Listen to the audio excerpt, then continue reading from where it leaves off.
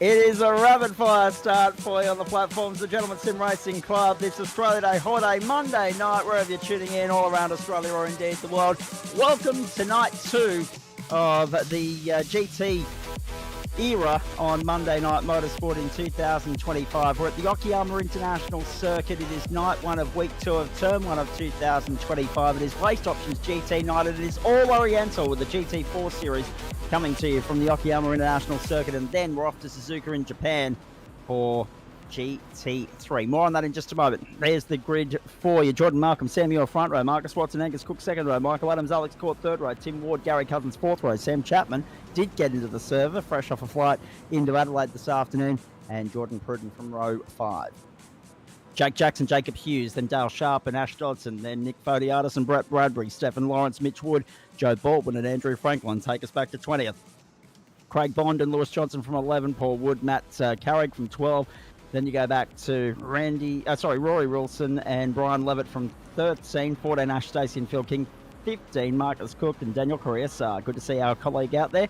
16 Simon Madden alongside Troy Davidson, Mark Foster alongside Nick Wilcoxon on row 17, row 18 Julian Mookie, Martin Pedersen, row 19 Pete Matson alongside Matthew Flagg, row 20 Rick Bird alongside Liam Braid, then Seth Brown, Owen Coleman, Kurt Nommensen, Sammy Taylor and Clayton Smith. Round out a 45 car field, so it's bigger than what it was last week at Winton, and we are ready to fire. Jordan Malcolm to lead the field to green as night 1 of week 2 gets underway for you on the platforms of the Gentleman Sim Racing Club, and they are defensive off the start. Have a look at them fan out across the main straightaway and hold your breath, because the opening few sequence of corners here at the Okayama International Circuit can be a trip-up point. They can be tight, twisty and technical as this field sorts itself out. And it's a very slow second and third sector of the circuit as well. There's trouble already. Flag pointing the wrong way. Now, our timing system's a little bit out of whack at the moment here, folks. I've got Nick Wilcoxon showing as the race leader. That's not true. We're going to get that sorted out for you, hopefully. SDK may need a kick in the guts, but what we can tell you is that Jordan Malcolm is actually the effective race leader, leading them down the back straight for the first time. And in behind him is Marcus Watson. Sam Muir side by side with Angus Cook. Great to see him back for Summit Sim Sport in 2025. They, of course, announced their driver lineup today for this calendar year. Hello to Johnny Simpson, Jackson Ray Hunter and the rest of the crew there.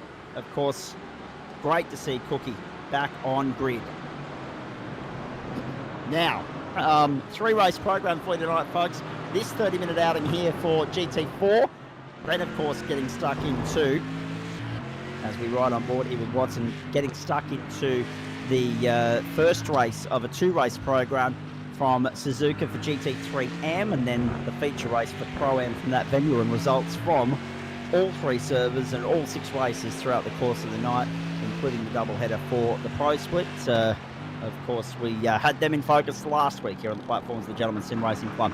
Jordan Malcolm, Marcus Watson, Sam Muir, Angus Cook and Alex Court, the top 5 after the opening lap, and Chapo was slotted into 6th. Adam Lavis, good evening to you. A little bit tight for time up the top tonight, but great to see GT4 still being so well supported. Indeed, yeah, it's good turnout. Not sure what's going on with SDK being silly, but yeah, it's good to see. I wish I could be out there, but obviously you got broadcasting duties tonight, so we'll see how the boys go. Good mix of cars up here. We've got like all Porsches, Astons, Mercedes, and McLarens. All of them up here. Yep. Even a couple of Franklin's. Well, here we go. Move for the lead, move for the lead, move for the lead. Marcus Watson. And a little bit of a double on the exit as well. To the inside. Jordan Malcolm and Marcus Watson. I'll tell you what, the fireworks let off on the closing, on the final lap, I should say, at Winton last week. And the fireworks have been let off early here at the Okayama International Circuit. The Mercedes leads the way early on. Very good stuff. It's feisty early now. Just having a look down through the field here. Clayton Smith out of business, non-starter. Martin Pedersen showing on pit road. Kurt Nommensen already parked up and done. So we're down to 42 on the racetrack at the moment as we come across the start-finish line once more. So Watson goes through. Brown has gone to pit lane as well. Here's a replay of some of the incidents that have unfolded so far. This is what happened to Kurt Nommensen. Oh, had nowhere to go, Kurt. Nowhere to go. And it looks as though this order is slowly but surely sorting itself out. So I'm happy to report that in about 20 seconds time, SDK is going to make a lot more sense to us. Oh, trouble! That was the incident involving Taylor. Oh, jeez. So this is exactly the point, folks. It can be a trip-up point in the early stages. It's tight, it's narrow. So already 2 or 3 cars compromised by other people's incidents. Commonplace around here. And there is what unfolded further back. And Coleman's just going to arrive on scene here. I was trying to get to it, but all mucked up. I'm happy to report that Julia Mookie's showing on pit lane, and the order has now corrected itself. So Marcus Watson leads, Jordan Malcolm second, Sam Muir third, Angus Cook and Alex Court the top 5. Sam Chapman has slotted into 6th place. Corrected itself other than Julian. Correct. There's a 5-second penalty coming the way of Tim Ward for contact on Joe Baldwin on lap 2. Race control cracking the whip early here, handing out some penalties in this race. Watson, Malcolm, Muir, Cook, Court, Chapman, Adams and Cousins the top 8. And Jake Jackson there in 9th and Jordan Pruden making up the top 10. Championship points as they stood coming into this round, by the way. Here's a replay of Kurt Nommensen's demise. So, oh no, Kurt sacrificed himself. So, had to take evasive action. Probably would have been better off turning right. Was unable to and fired himself hard left into the wall, and that's what's written him off. Stephen Lawrence was the catalyst of all of that. There were a couple of spinners in behind him, including Nick Wilcoxon. And then this is Julian Mookie. So this is why he ended up on the tow rope to pit lane. Oh no. Wedged in with the apex entry. So, you're watching Watson, Malcolm, then Muir, Cook, Court, and Chapman. There's 3 seconds covering the top 6 at the moment. There's a small gap then back to Michael Adams, Gary Cousins. A big gap then back to Jake Jackson, Pruden and Hughes following him through. It is again the top 10 heavy with Porsches. 2 Mercs, an Aston and a McLaren, the exception to that. The first of the BMWs, you have to go all the way down to 35th place and Rick Burt at the moment. 3 championship points after Winton. Aidan Cale, who, have I mentioned his name yet tonight? I'm not sure if I have. Maybe a one-hit wonder, Lou Bega style. 62, Sam Muir 56 and Sam Chapman 49, 45 for Marcus Watson and 43 for Jordan Malcolm. The top 5 coming into this round. Normally, we would have an extra 30 seconds to run through the championship standings. We didn't tonight, so apologies for that.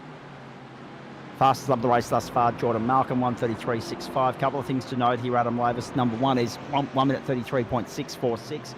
So, I mean, it's a 30-minute race. Technically, we're looking at, I'm going to hazard a guess, 19 laps based on those numbers.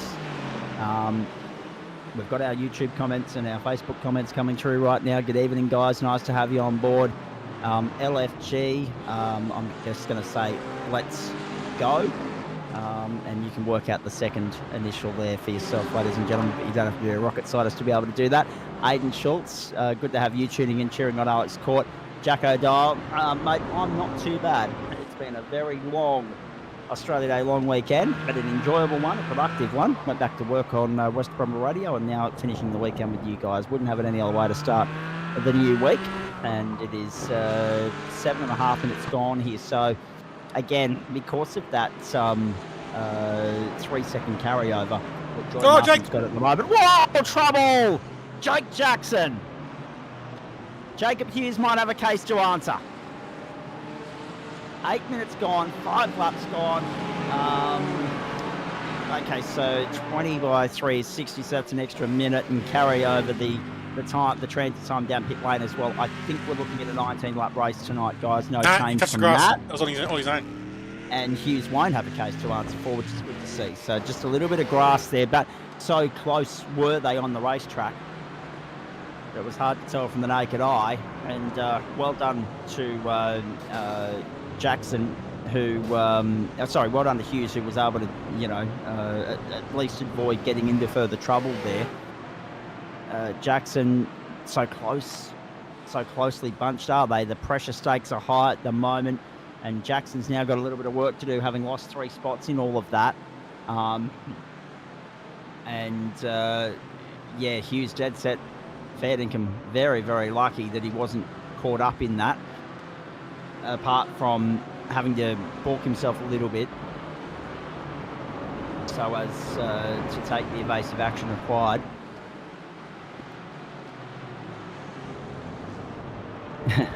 GT4 is close to a demo derby thus far. Not quite. We've seen worse. It can be hard, can't it, Adam? You know, from a driver's standpoint, when you're on the limit like that and the guy in front of you makes a small slip up, you've got to be quick on your feet. You've got to be quick on your toes.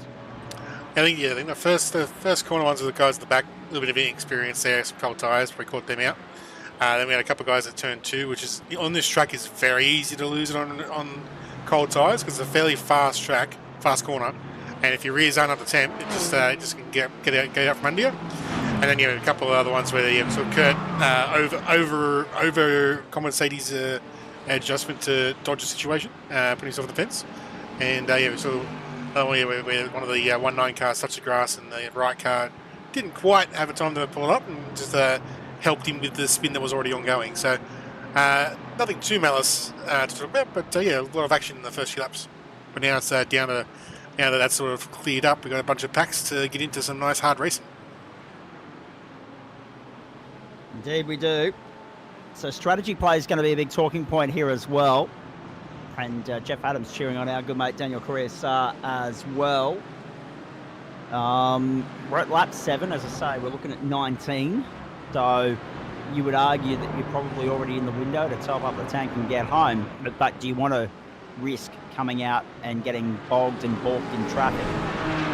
The answer is probably not at this point. So don't be surprised if a few of these guys run their tank empty. And there is Jordan Malcolm going back out in pursuit of Marcus Watson, who was the form front runner of last week's race alongside Sam Muir, until he made a little mistake in the latter stages. Trouble here for Brett Bradbury, pointing the wrong way out of the hairpin. And we'll get a replay of that for you. Following, is that Nick that he's following at the moment? Yeah.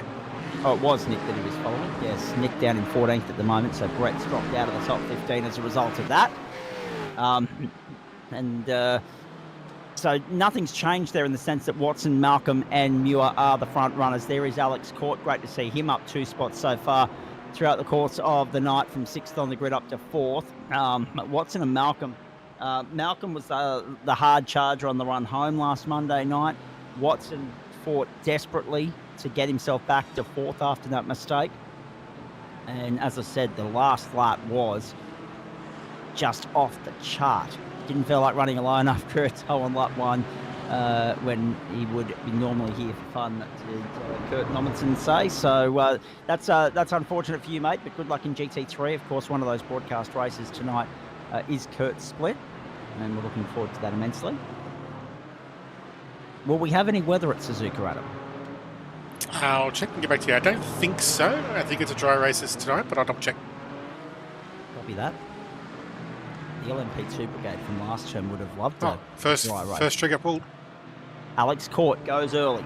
Alex Court zigs when everybody else zags. And he has practiced pedestrian. This is one of those pedestrians that people, it's not as much I catch out as in people crash. It's because the cone's a lot further in than you think, so people lose time slowing up early. So it'll be interesting to see if anyone loses time in the pedestrian. Not anticipating how far in that cone is.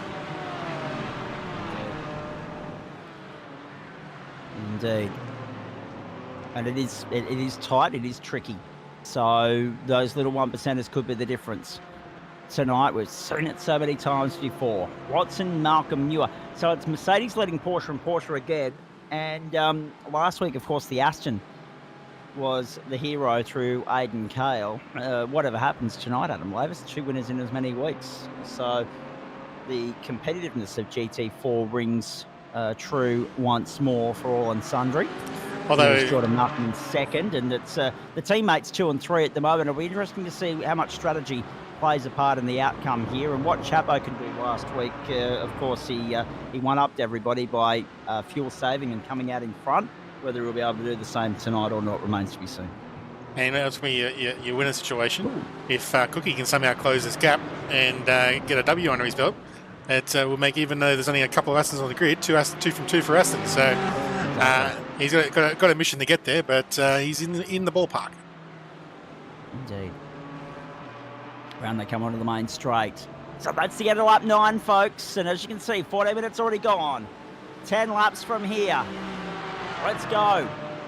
Plus a pit lane transit that could make or break the race. And Jordan Malcolm and Sam Muir just playing the patient game at the moment, letting Marcus Watson drag them along.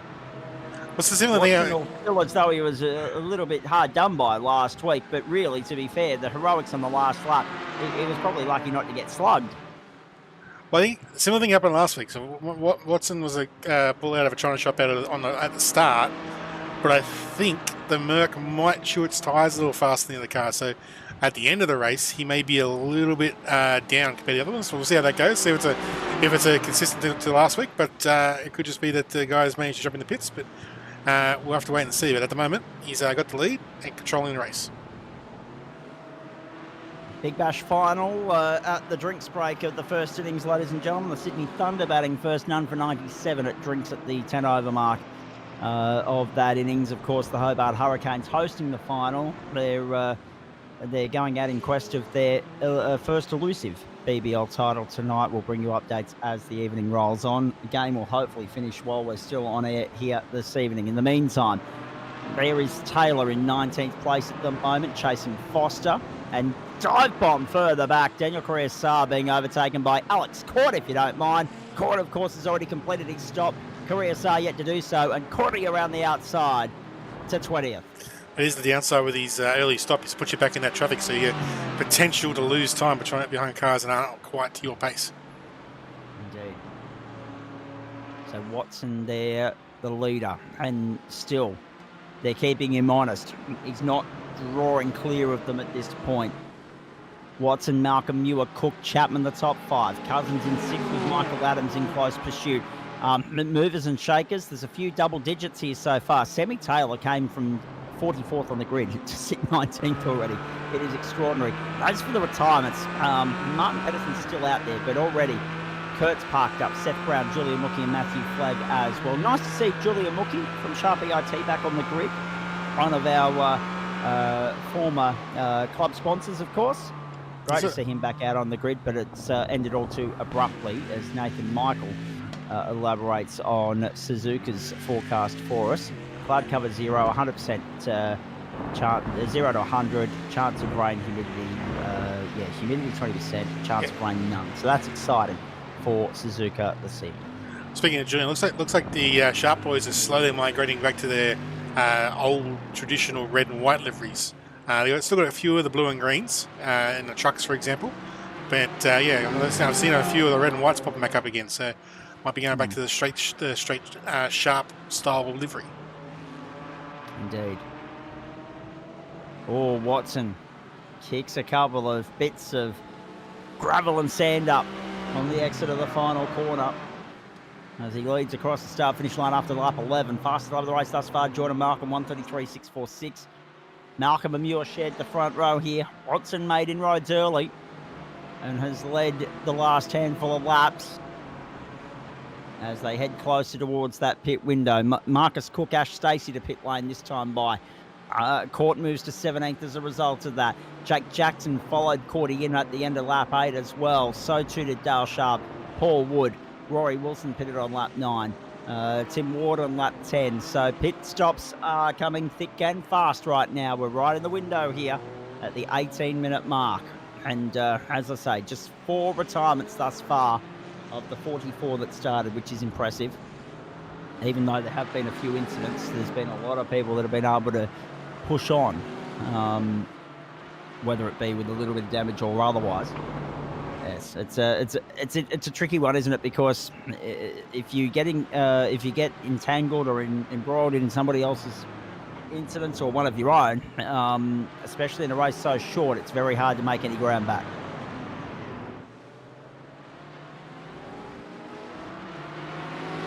Now, when do the leaders zig to pit lane? Not this time by. They continue on. Remember, pit lane entry is the start of that second to last corner on the racetrack here at the Okayama International Circuit. So as you can see there, the last 3 laps since he stopped, Cordy is losing time. Yep. Unlucky for Court.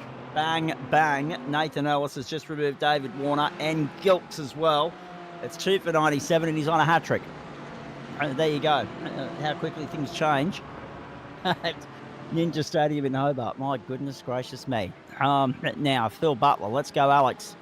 No one can touch Marcus here, is the thought process of OK, who's tuning in there. Nick Fodiatis, Brian Levitt, Troy Davidson and Semi Taylor order pit lane this time by.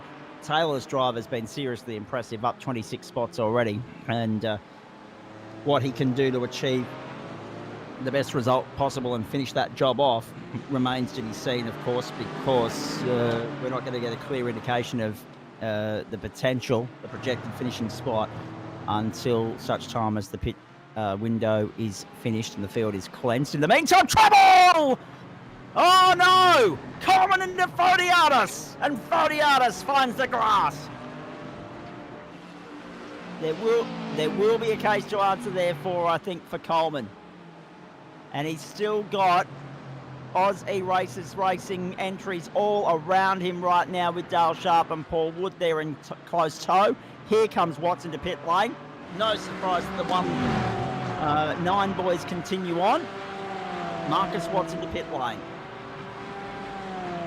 And he's not the only one. Angus Cook, Gary Cousins, Jordan Pruden, Ash Dodson, all in this time by. This is the critical lap for these guys, the end of lap 13. The start of the final third of the race. Mitch Wood, Jacob Hughes also in. Pressure cooker pointed at the motor race here. Sam Chapman continues on, so too Michael Adams.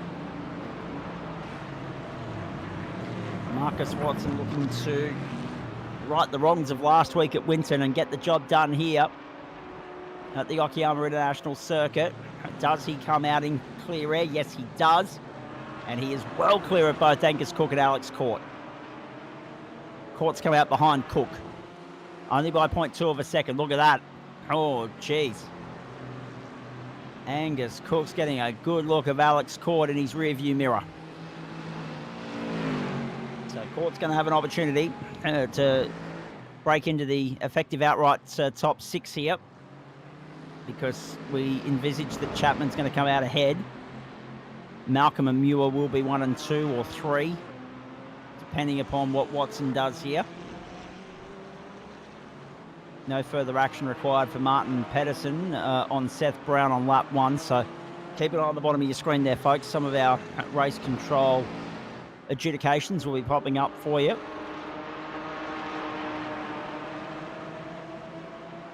It would seem as though, and I'd hate to think that I'm reading it the wrong way, it would seem as though the Marcus Watson fan club's out in force tonight, Adam Lathis. Well, when you win in races, you're going to get some people following you and stepping up to support you. It's great to see Marcus actually back as a regular, really, on the platforms of the GSRC, to be fair. He's found a little bit of a wheelhouse here in GT4. He continues on. Jordan Malcolm leaves his box. Sam Muir leaves his. Here they come. Malcolm coming out. Watson to the outside. This is going to be tight. They've cleared Sam Muir. Malcolm has cleared everybody. Jordan Malcolm has cleared everybody. Sam Chapman is still yet to pit.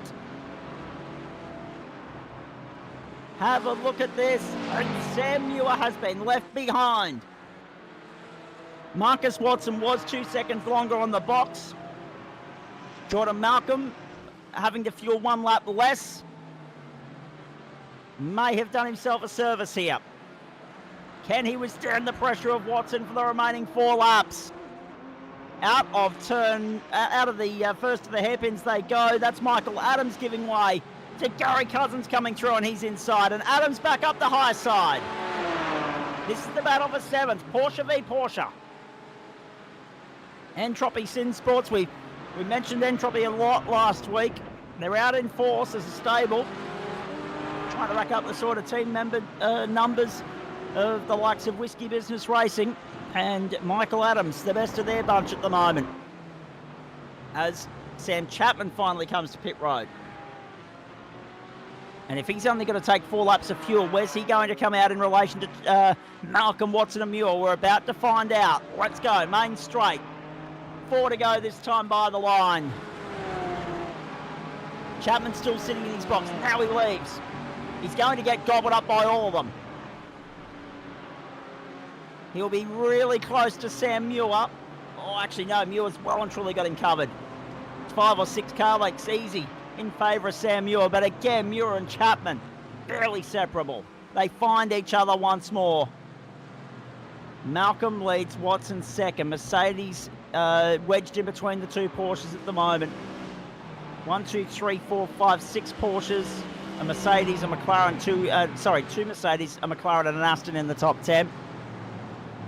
Just going down to the other end of the ledger here, Liam Braid is down a lap, Martin Pedersen is down a lap. But still we only have 4 retirements. And of the movers and shakers, Adam Lavis, I'm seeing numbers as high as 11, 13, 14 in terms of the positive, which is really good to see. Biggest mover of the night thus far, still Sammy Taylor, despite the fact that his stationary time has probably done him an injustice.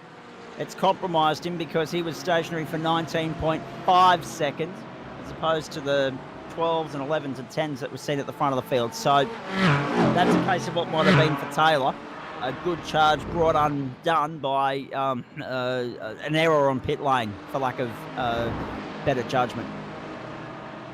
Yeah, so for the pit lane, it can give you an advantage, but it can also take it away. It's amazing how fast just a single second in the pit lane is a massive difference on track. So you got to make sure you dot your T's and cross your T's and dot your I's when you're doing your pit lane stops. Get them all correct and maximise the benefit. Stay with us too, folks. Don't forget, straight to Suzuka after this one. For all Waste Options GT3, it is Waste Options GT night of the platforms of the Gentleman Sim Racing Club. Night 1 of week 2 of term 1 of 2025. The Australia Day long weekend, public holiday Monday for you. And of course, it's all Oriental tonight. It's a Japanese showdown double. And it's 3 races on the program as opposed to last week's 2. Still about the same amount of racing time and broadcast time for you. But yes, 1 extra checkered flag for the sake of it. Now, down the main straight, there's Daniel Correa-Sarr fighting for 25th at the moment. Now, this is important as well, Adam, because this is for the last point in the field, the last position that offers a points-paying position in this field of 44. We're down to 42. 40, I should say. But yes, 25 is the cutoff for getting points or not. Yeah, the GSC point system goes down to 25th position. And obviously, depending on which race style we have, your winner gets 30, 60, 90, or 120. And points scale from there. But these 2 Porsches have been, ever since Nick got a little hand to go perpendicular to the track, him and Tim Ward have been battling hard. So Porsche versus Porsche. Nick won't be terribly happy with the incident that played out because he's down -2 on where he started. He prides himself on pushing forward and being consistent. Had a good run last week at the Australians' answer to the clothesline at Winton, and is having an okay run here at Okayama.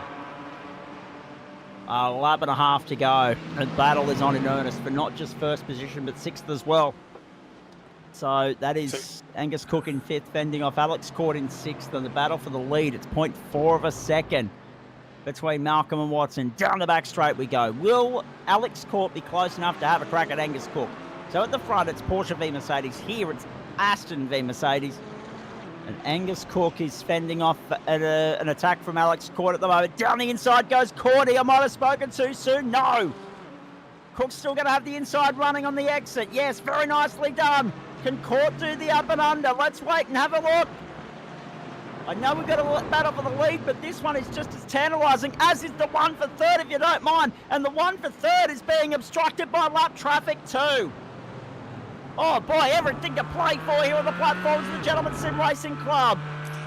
So I was going to say before, we saw Malcolm set the fastest lap, but then the 2 laps since then, it looks like the lap since then, so fastest lap, and then straight away responded with Malcolm made a mistake, so he set the fastest lap, then he's done a boo-boo and got himself back under pressure from Marcus. And then responded with the fastest lap of the race as well. A white flag in the air, 1:33.484 for Jordan Malcolm. 2 out of 3 ain't bad. Yeah, exactly. Muir is third, still under pressure from Chapman. Cook's got caught for company still. There's nothing separating them.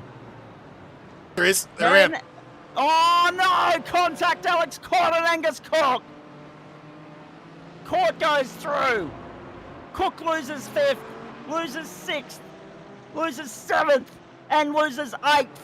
He drops to 9th. Now we look at this down the back straight for the final time. It's Malcolm and Watson. 0.4 the margin. There aren't too many overtaking opportunities left here. It will require a big send and a big risk-taking moment from Marcus Watson. But he threw caution to the wind and went hell for leather last week at Winton, so it wouldn't surprise me if he had a crack down the inside. No, not close enough. Round they come. Will it be Jordan Malcolm getting 1-9's first race win of the season, or can Marcus Watson right the wrongs of Winton? 2 corners to go. Malcolm's just got to get it through the final corner cleanly, and he just barely kept it off the grass then on the penultimate corner. Main straight, checkered flag. Well done, Jordan Malcolm. Malcolm the winner. Gallant effort from Watson. Muir held off Chapman for third. Another podium finish for Sam Muir. Now Gary Cousins limping to the line. He might be out of fuel here, Gary. Let's have a look. No, he's okay. Chapman in for 4th. Court for 5th, then Michael Adams, Gary Cousins, Jordan Pruden, and Angus Cook. We need to go back and have a look at the incident between Cook and Court. And then, of course, in 10th place was Jake Jackson. Not a bad recovery after a mistake earlier in the piece on the last corner of one of the earlier laps of the race. 19 laps in the bag. We got that right. We were on the money there with the calculations. But not enough for Marcus Watson. He probably needed one more. Pete and Brian, look Brilliant out. Work. Uh-oh, trouble. Here we go. Pete Matson, come on, Pete. He got there. Boy. Good boy. Brilliant effort from Jordan Malcolm to get 1-9's first win of the season. And an equally good effort from his teammate Sam Muir. Let's have a look. Alex Court down the inside. Uh-oh, yeah, there's contact, all right. There's contact.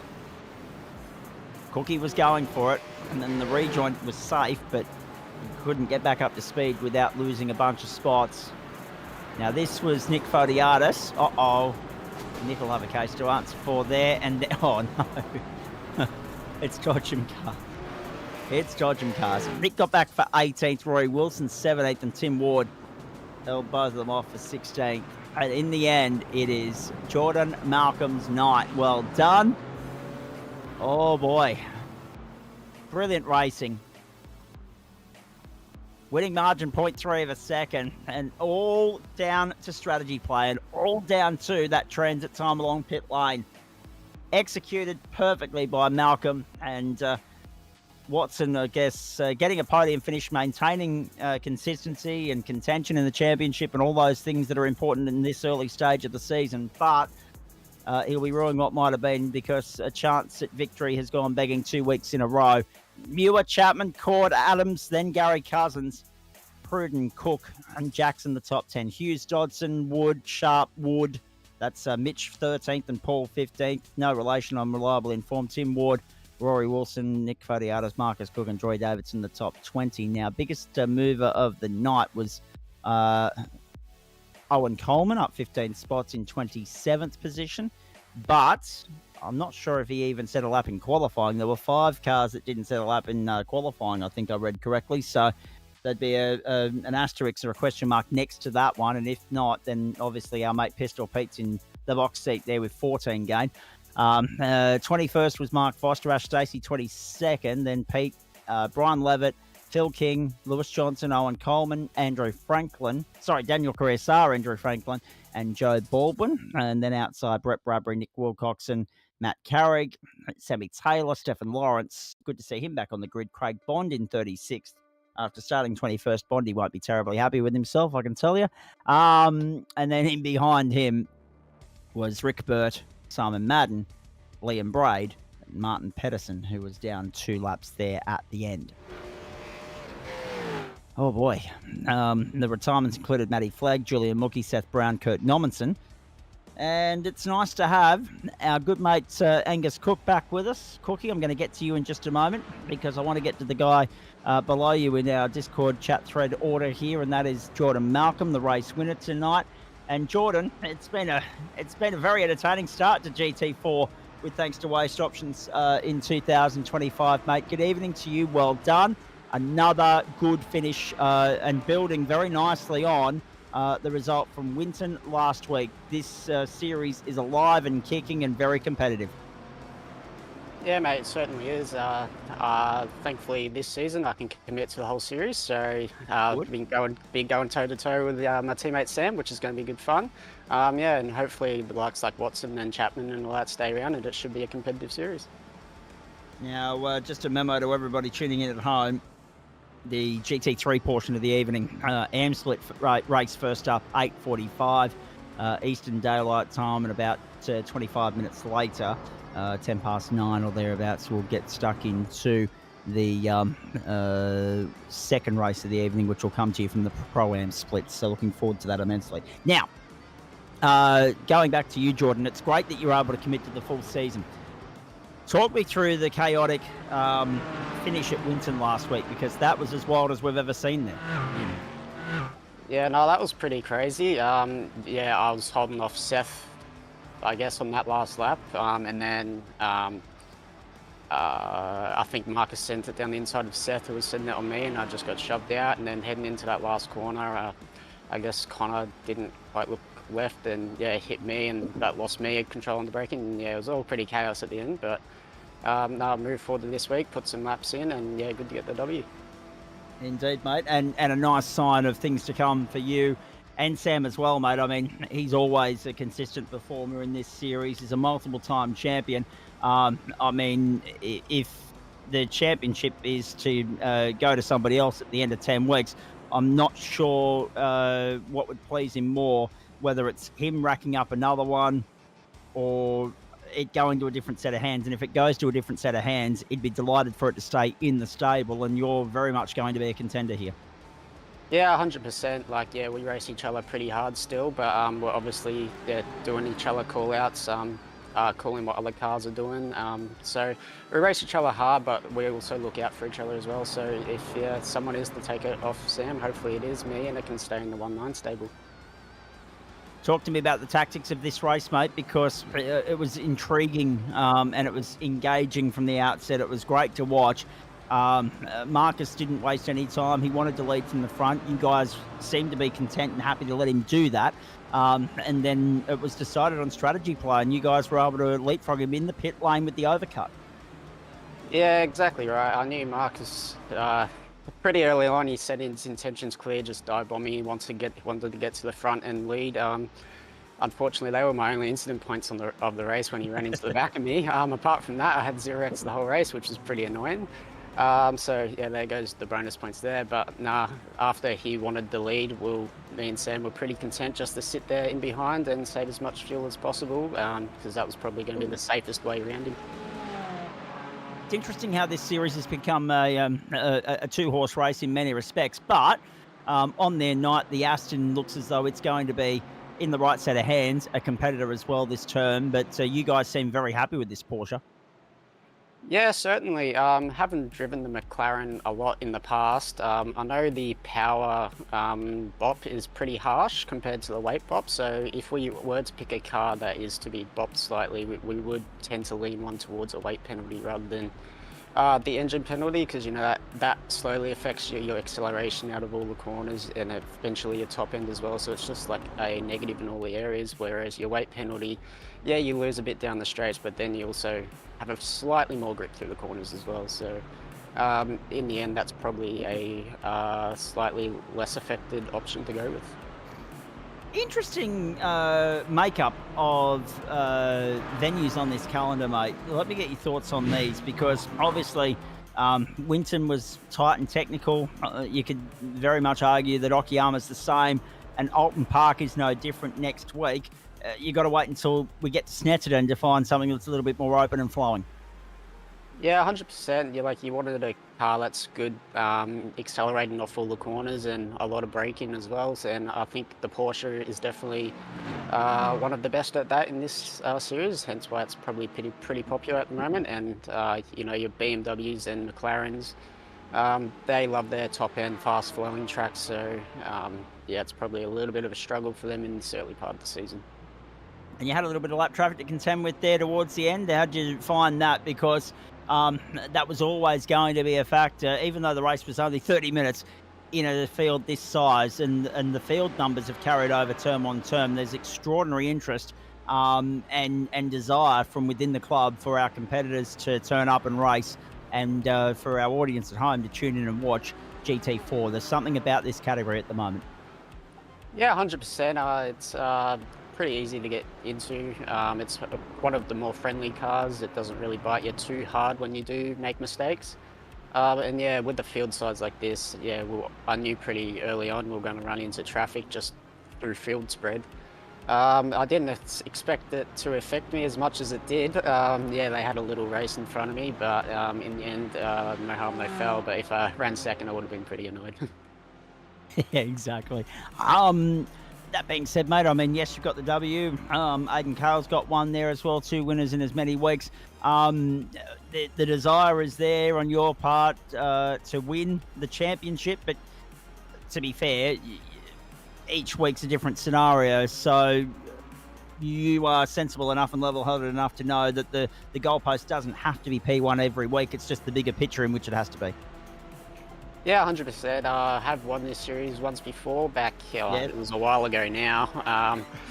Yeah, since it moved to that new night, I couldn't really commit to it, but now it's back at Mondays and I can fully commit to it again, which is super exciting for me. It's my favourite car to drive, so just rack up the consistency. I think Sam's won a couple of seasons where he's only won 1 or 2 races throughout the whole season, so it's just constantly being on that podium or there or thereabouts. That's what's going to get you the championship in the end. And that's a fair point as well. Just how long ago that victory was in GT4, mate. It's not that long ago in the sense that this is only the 6th year of the club and the 20th season, but in sim racing parlance, when we use the word 20, yes, there's been a lot of ground covered in the time since you lofted the number 1 onto your car. Hey, quickly, before we let you go, what else are you going to have a dabble in this week? Are we going to see you in GT3 at any point? Not in the immediate future. I've currently got some PC issues, which is like freezing the game like every hour. So GT3 is just a little bit too long a race at the moment, whereas GT4, the 30-minute race, is quite suitable at the moment. So we'll stick with that. We've been running the BMW M2 and Tuesday nights, and yeah, we'll see what else looks fun throughout the week. All right, very nicely done, mate. And we know you're a busy boy with real-world commitments, and they're kicking off again very shortly. So go well, good luck, well done, and a nice start of the season for you and Sam Muir as well, who continues to notch up those consistent results that, again, showcase exactly why he's a 3-time champion in this caper and why you're a 1-time champion as well. The stable's formidable this season. It's going to be hard to beat. Go well. Awesome. Thank you, guys. Well done. Well done to Jordan Malcolm. A great race win, and strategy and racecraft that was executed perfectionately in many respects. The way that he was able to go about his business there, because let's be honest, not the easiest track to overtake on, and Marcus Watson's pace is that of a future race winner in this series. So the fact that he was able to one-up him on strategy, yeah, well done to him and Sam Muir as well. Nick Fodiatis is here, but first let's go to Angus Cook because he was the first arrival. I just wanted to nip the race winner while we had him there, Angus. Good evening to you, mate. Let's start with the big news topics first, and that is a little bit of social media chatter from the Summit Sim Sport stable this week because you guys have released the lineup of troops that'll wear the Summit colours for 2025. Good evening to you and Happy New Year. Yeah, thanks, Zach. Good to be back. Yeah, we've released the lineup. Hopefully as well we'll have Jamie on board when he gets the sim set up, pending his move.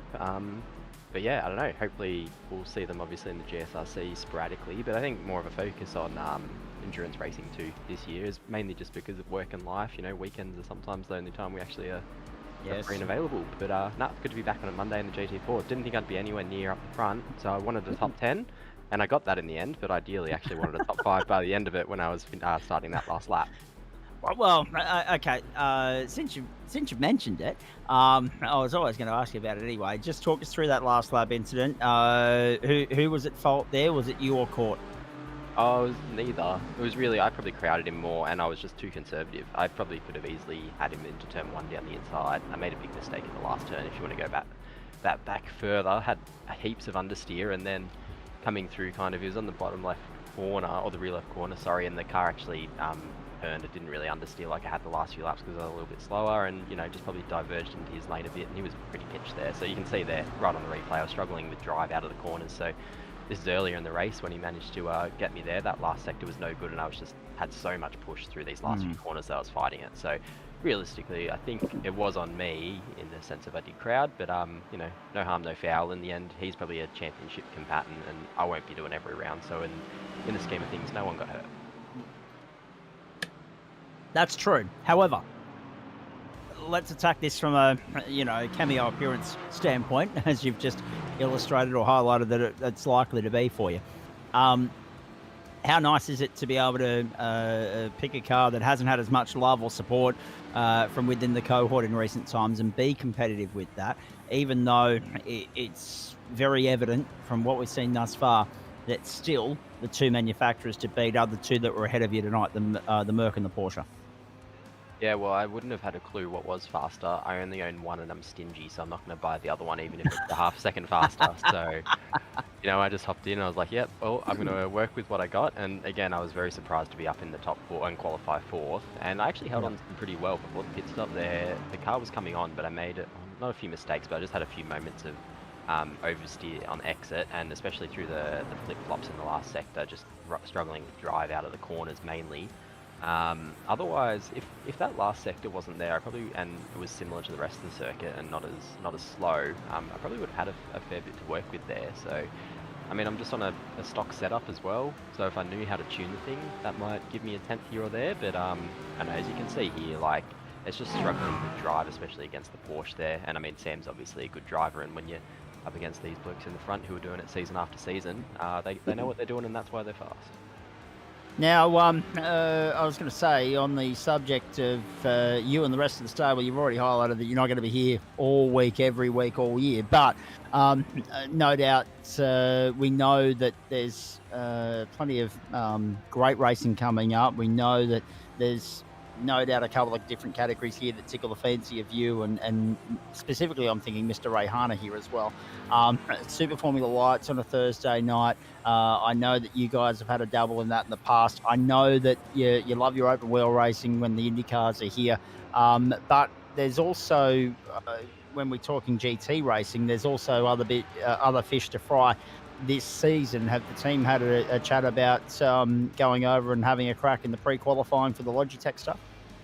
I know that Jackson would love to. I know that I hate GT3s and wouldn't want to. So as much as I'd love to be doing that kind of thing, back when we were doing, the Australian, or the Formula Racing Group F3A series, that was really fun. But, you know, just hopping here on what would it be, a Thursday night for the Super Formula Lights, I think it is. So, you know, you can get home from work, have some dinner, hop on, have a good race and a bit of a laugh, and enjoy the social side of it. As good as it is being serious and all, and being a a sim sport team, it is still good just to hop on and have some fun. And that's an important element to it, isn't it? If it's not fun, you wouldn't bang your head up against the wall any more than you had to, would you? No, and that's why I'm not taking it too seriously, setup wise, practice wise, or anything. But again, as I said earlier, I don't want to come in here and just bomb the thing down and take out someone who's in it for a championship. I want to have good, hard, fun racing, which luckily I was able to do at the end of last season at Watkins Glen, again with Alex. So it seems like we'll be on toe to toe, and if I'm at his pace, I'm obviously that's probably where I should be now, which is good to have that yardstick. There's a very Sam Muir, Sam Chapman, Adam Lavis sort of vibe about you and Alex Court at the moment. You always seem to find each other on the racetrack. Hey, what is next for the team, mate? I know as far as the majors are concerned, Daytona 24's come and gone. Bathurst 12 Hours just around the corner. You've already highlighted your disdain for GT3 racing, but what's next for you and what's next for the stable? Yeah, so we had a big Daytona 24 last week, and then, we'll go into the Bathurst 12, and I think Sebring's after that. Not that Nick, who I'm sure will have a quick word with, will be there. Yes. But no, pretty much, just hitting up endurance racing when we can, and as I say, hopping in midweek when, I've got a spare night here or there, and just enjoying, being back on the sim racing. And how is life going for you, mate? Everything seems like, from what I see on socials, and you don't post a hell of a lot, but from what I see on socials, everything seems to be going swimmingly in your world.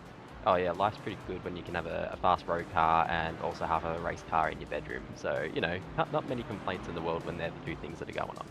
Exactly. As long as you're not getting booked on the road, that's the main thing. Yeah. Hey, well done tonight, mate. 9th, as you say, it could have been 5th or 6th at the very worst, but to only lose 3 positions there after the incident with Alex Court. No harm, no foul. At least you got home. That's the main thing. And the best placed of the Astons, and they seem to be somewhat of a minority in terms of the uptake of them in this series at the moment. So the fact that you're able to go punch for punch with the Porsches and the Mercs, take that as a tick in the box, and we'll hopefully see you build on that when you do join us throughout the course of the season.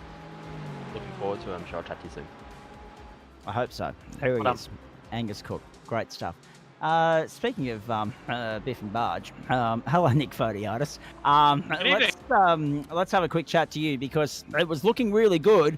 Down 3 spots on where you started. So qualified 58th, that's a tick in the box. Top third of the field, a field of 45. And the numbers are just extraordinary, as we said earlier in GT4, and they just go from strength to strength to strength. The move from Thursday to Monday hasn't hampered that aspect of it. Secondly, I think it was Tim Ward that you were barely separable with in the closing stages of the race, but unfortunately a small bit of contact and you end up coming home in 18th. Talk us through it and what happened. Well, actually it goes before that. You can see the picture of myself there. My face pretty much sums up what happened. I had as it worked out to be, a lapped car, so I channeled my inner Tommy Milner and gave him a serve off air, but yeah, he was holding me up. I came out of the pits, and I don't have to go back to the racing line. He assumed I went back to the racing line, just pit maneuvered me out of the way. So I should have been somewhere like 11th, 12th, somewhere around there. And then resumed the race, and I was in a bunch of Porsches. The Castrol Porsche was looking left and right, and I was, all right, cool. I was okay with that, and then the last lap I had enough fuel, so I put the thumb screws into the guy in front of me. I don't know who that was that Rory, was it? And yeah, Rory, I mean, it's last lap, so he's going to defend with all his might. I'm going to have a look. Unfortunately, in the 2 tight hairpins at the end of the lap, just stuck my nose in.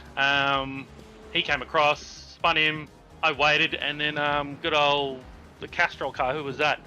Tim Ward just decided to drive through us, so got extra incident points for no apparent reason. But yeah, I'll just channel my inner Tommy Milner and just get on with it. Very nicely done. For those of you who don't know, Daytona 24, guys. Fill in the gap. I was just saying, for those of you who don't know, just watch the Daytona 24, and they'll see it. Yeah. Augusto Farfus is probably the lowest of the low motorsport racing drivers in the world right now. Yes, I must Always say, has been in my books. I must say, before we get ourselves in any trouble, and normally it's me leading us in the direction of trouble, not you, but nevertheless, I'll preface this by saying if you haven't had a chance to watch the Daytona 24, the full replay is available on YouTube. And yours truly didn't get a chance to sit down and watch much of it over the course of the weekend. So I'm waiting for NBC Sport to upload their highlights package the same way they did last year, the same way they normally do with the IndyCars. There's a 50-minute one if you want to watch that. But excellent. Yeah. As you know, I'm pretty hard on myself when it comes to incidents, and I'm not too worried about other people. But some of the stuff tonight was a bit ordinary and wasn't needed. So anyway, as it goes. Indeed. Now, apart from that, are you still happy with the Porsche and how it's performing? I ain't changing, mate.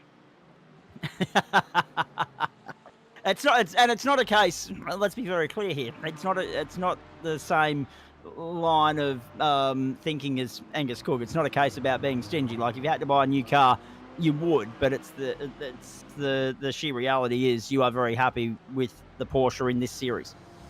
Yeah, exactly. I mean, look, off the corner here, it's quite good, but yeah, when you get pit maneuvered like that, it's quite annoying. But hey, look, it goes well on the gravel as well, so it got out pretty good. And then in amongst, who was it, Rory and Tim here? There goes Rory there, and then Tim behind in the Castrol car. But yeah, no, I'm not going to change. It is my favourite road car at the moment, anyway, and Jordan Malcolm points out, and it's a good car. It's a good all-rounder. I like it. There's no reason to change. The race result went begging after that, but I mean, I did the best I could with what I had. So, onward and upward.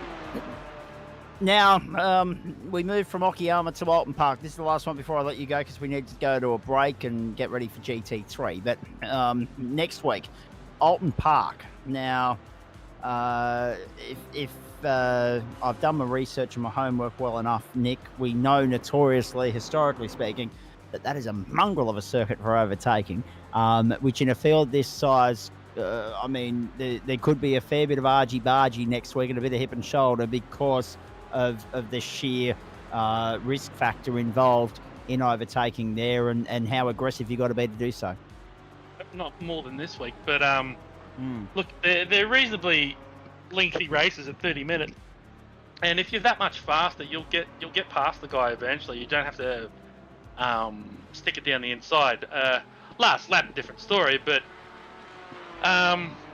yeah, I just hope some people actually drive a bit more with their heads rather than their hearts or whatever. But it's if you keep knocking people out, you won't have people to race. So let's hope that the popularity keeps on keeping on, because another teammate of mine got knocked out as well.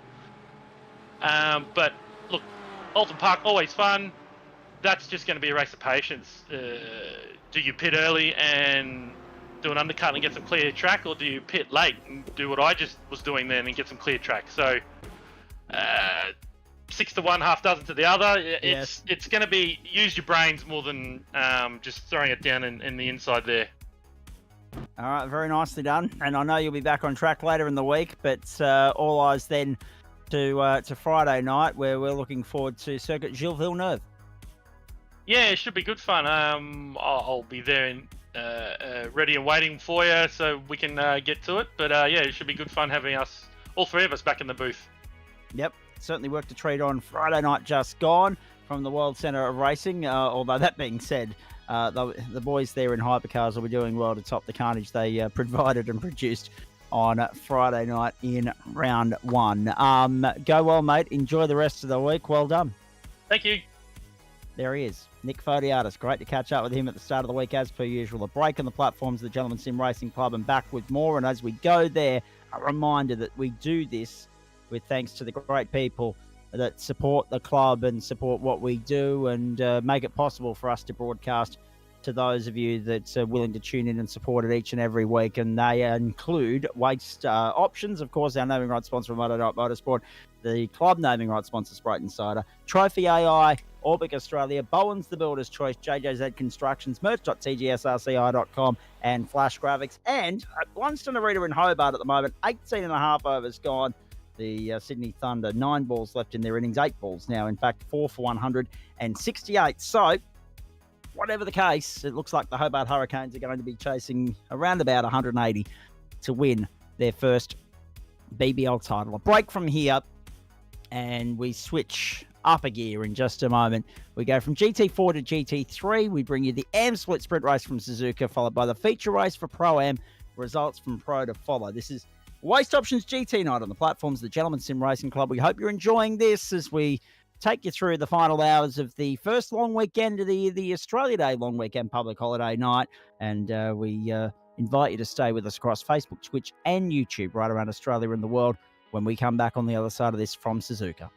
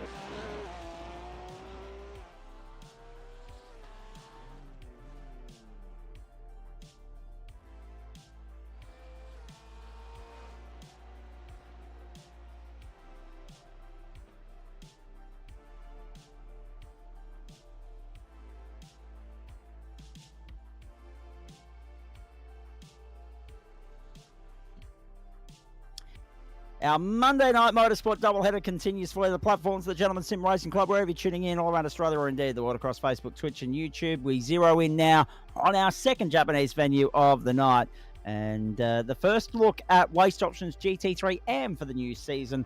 Of course, this is round 2 of their campaign, races 2 and 3 of 14 for the season, and this will be the 21-minute sprint race ahead of a 37-minute feature for the Pro-Am split, which will be featuring front and centre on our broadcast in a few moments' time.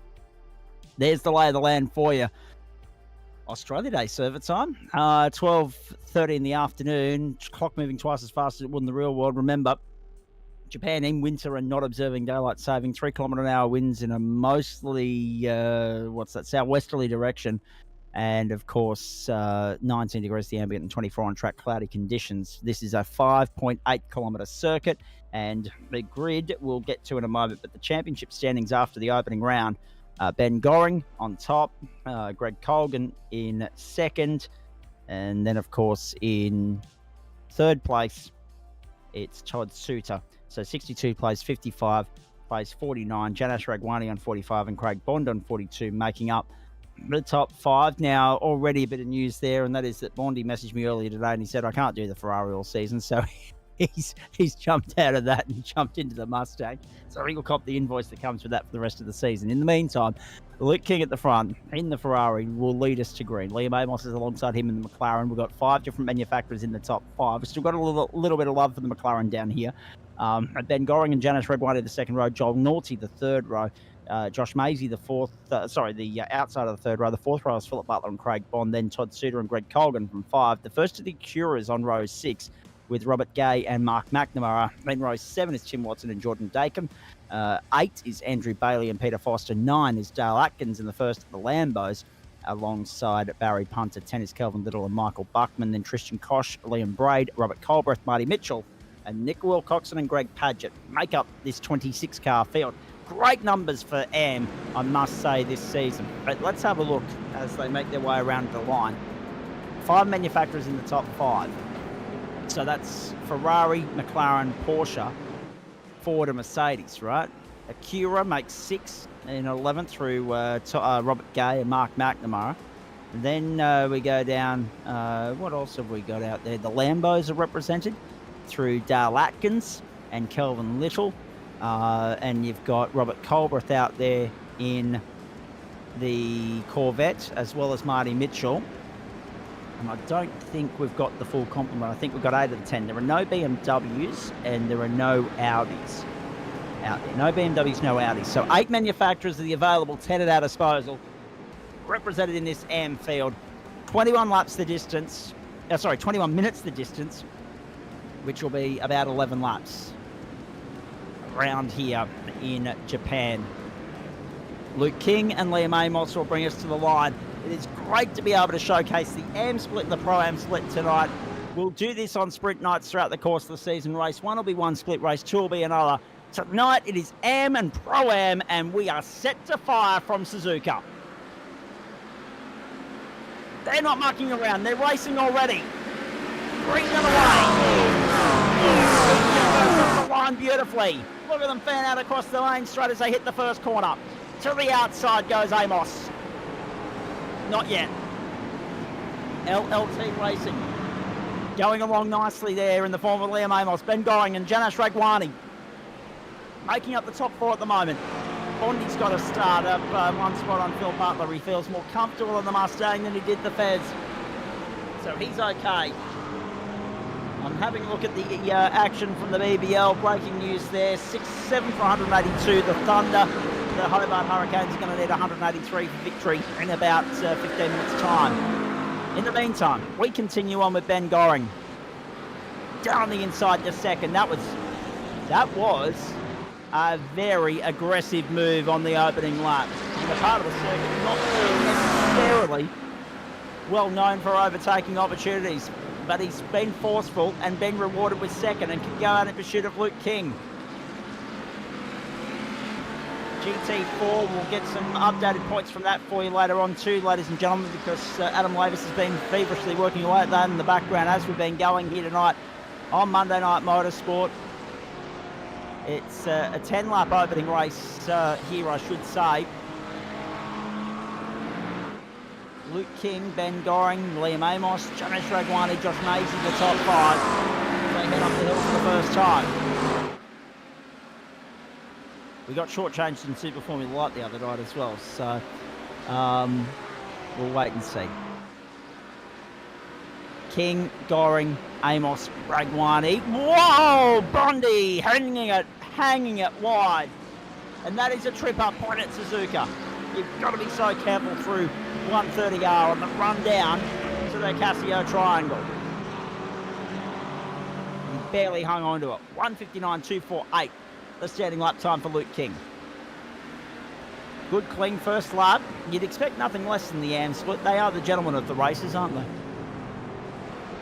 Yeah, they're still learning their craft, trying to find that extra bit of pace. These GT3 cars, they're a bit of an oddball. Like, they're one of the most popular series, and they've quite easy to get in and drive, but to get that last bit of pace, getting your head around the way the ABS and then the traction control works and to get the car rotated is a very unique skill, and that's where you see the pro guys really come to their own. Now, Goring, of course, the championship leader. King was a relegation from the Pro-Am split last week, and there were quite a few of those, Adam Lavis. You had a fair bit of paperwork to do internally in the background after last Monday night, which turned out huge across all the There was a big turnout of new blood. It was like 15 or 20 new people, and only like 2 of those stayed in Pro-Am, so then it was 7 or 8 up, 7 or 8 down. So got nice, good mid to high 20 size field here for Ram, which is a decent size field for these guys. It's normally the smaller field to try and give these guys a bit more track space to learn their stuff. But good to see. Indeed.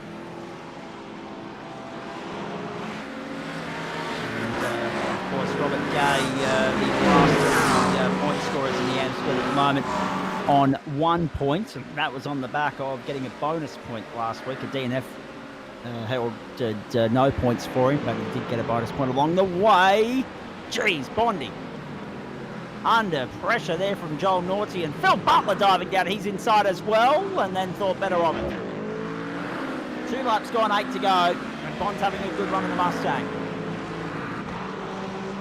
And he said, I like the sound of this one better as well. And that has been a big comment, hasn't it, across the course of the season. I haven't heard so much with regards to the Honda in that regard, the Acura. But a lot of people commented on the tone and the grunt of the Mustang, didn't they, when it was first launched? Oh, it definitely sounds good. Oh, yeah. It's the last Monday night of January, ladies and gentlemen. Normal programming for us, despite it being a long weekend. And great to see a great turnout despite the public holiday factor. And people who are still on the road in transit and travel, trying to get themselves home and unpacked and sorted. I get the premise of making the most of a long weekend, but not when the traffic queues are as big as they are, both on the road and in the air and at the airport in between. Sam Chapman, a very lucky chappie tonight to get the perfect run home from the airport just quietly. He might comment on that a little bit later when he joins us in the post-race show. In the meantime, here's Colgan in 11th place at the moment, second in the championship after finishing second last week at Jerez. Now chasing, trying to get his way into the top 10 on Todd Suter, remembering that the top 10 invert applies here for the second race. For that 37-minute feature, which will be about 18 or 19 laps, probably 18 actually. Knowing the mathematics, knowing that Adam Lavis is crunching the numbers there for us. As we make our way up to 130R once more. King, Goring, Amos, Ragwani and Maisie through 3 laps of the top 5 at the moment. 4 different manufacturers in the top 5. Naughty has slipped down to 7th. Biggest mover so far. Tristan Kosh up 5 spots to 16th from 21st on the grid. Greg Padgett levelling that. Barry Punters on pit lane and parked up and out of business. And off goes Wilcoxon and Little. Wilcoxon and Little have fallen off the road. Wilcoxon on the tow rope. So we'll need to have a look at that. But in the meantime, it is Luke King, the race leader.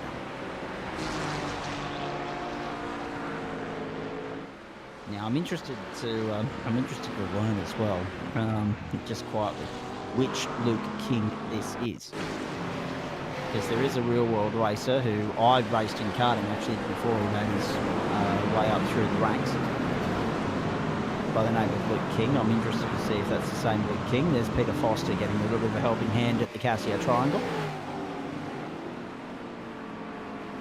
And if it is, it's good to have him on board, but then again, it is a bit more of a popular name, isn't it? Especially King. Here, we're just getting some memos through from the Pro-Am split as well. Neil Gladwin's picked up a no further action warning with regards to an incident with Dave Oliver in the early stages of the Pro-Am race.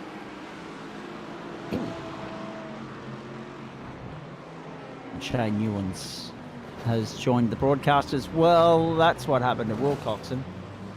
Oh. It became a parking lot down there at the Spoon Curve. Gary Punter parked up out of business. Kelvin Little, Nick Wilcoxon. Oh, wow. Tim Watson on the drift work. Couldn't jag it back. Got some help into turn 1. And it kept sliding all the way up to turn 2. Here's a move. Goring! Fending off Amos. Amos has put the pressure on. Tried to find a way through. Couldn't do it. And Joel Naughty is in trouble. He was off the road there momentarily. Has got back on. Rejoins in behind Craig Bond. But he was lighting up the off-track alerts a moment ago. Lap 5 of 10.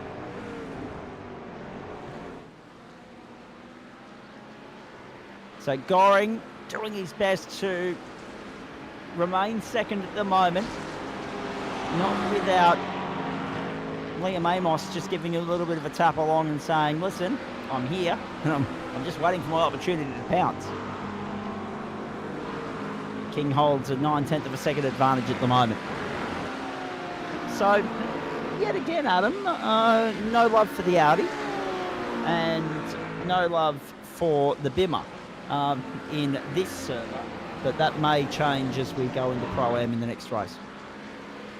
Indeed, we'll see what the cars bring up. We should have a decent sized field in Pro-Am, a bit of another mix of cars. We've seen most seasons that the mix of cars usually changes because you got the pro guys go for whatever the new toy is at the moment, or whatever the perceived fastest car any officials are. But as we filter down, it's sort of you still have some of that, but the guys more go for comfort and what they feel like they can get the best out of.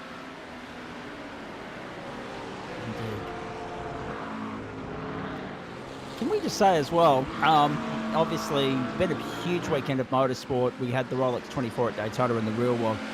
But now, of course, we get ready for the launch of the Australian season.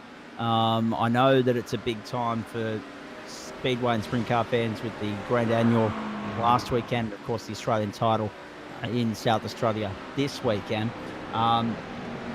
Take all of that into consideration. We're excited about the fact that we're back underway in the real world. Well done to all concerned at the Rolex 24 in the way in which they went about their business and provided some great thrills and spills and entertainment.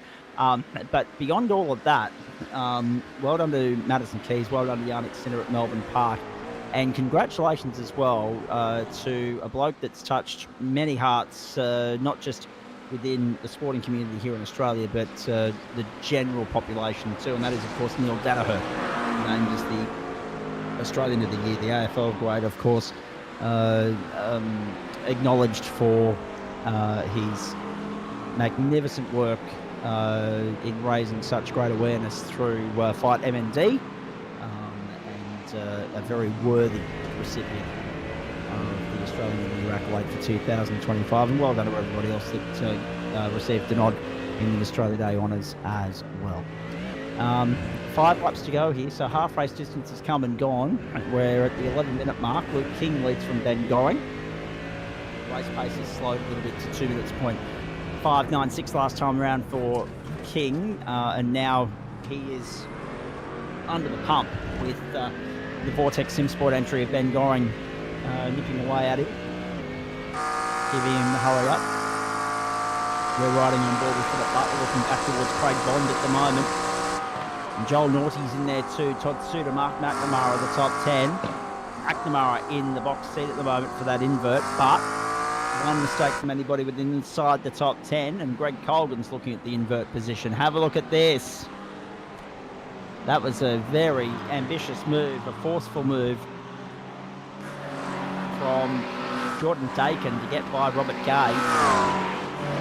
Andrew Bailey, the next target for those guys. He kind of fired that from nowhere. Very impressive manoeuvre. Had to commit to it and stick to it and then pull the thing up for the Spoon Curve. Dive bomb. 4 laps to go. Ragwani in 5th place at the moment for Whiskey Business, chasing Josh Macy.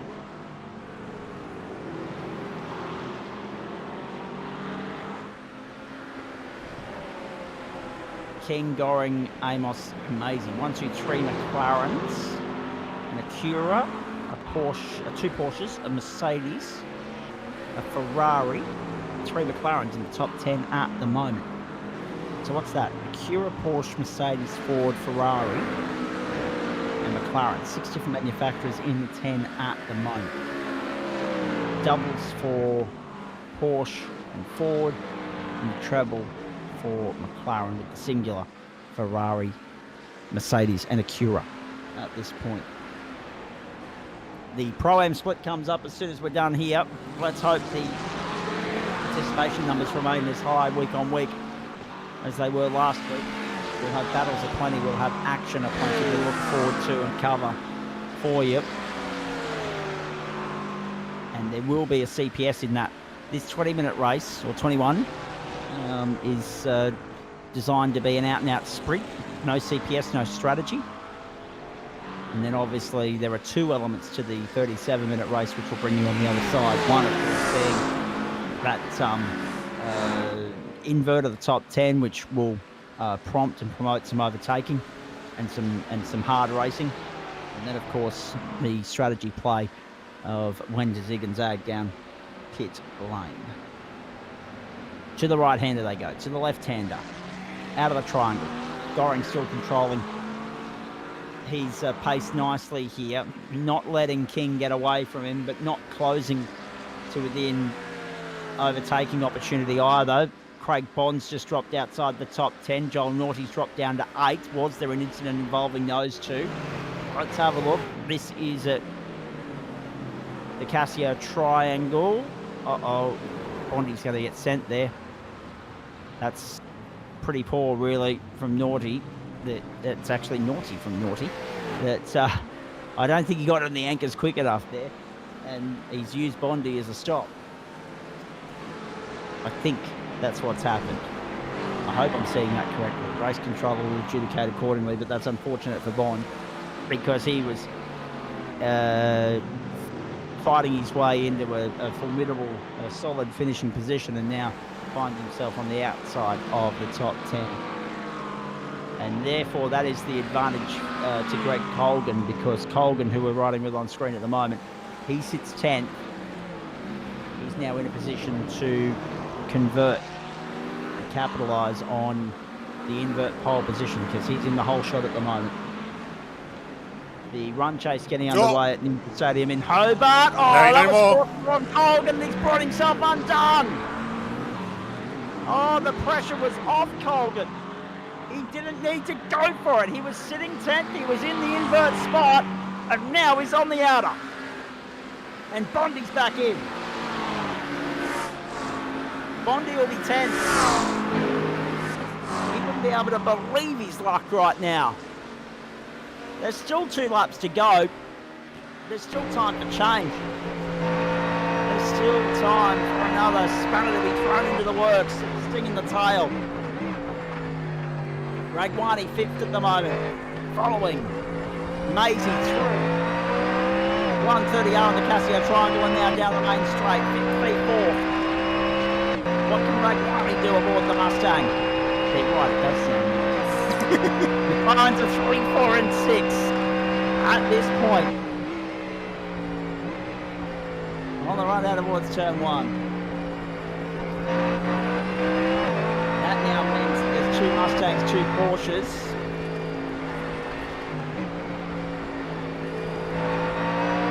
Three McLarens, a Mercedes and a Acura and a Ferrari. No change in terms of the makeup of the top 10, just the positional order of it.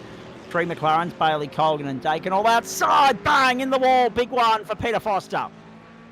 Thankfully didn't bounce back too far into the racing line and the front end of that car particularly crunched and worse for wear. He's on pit road.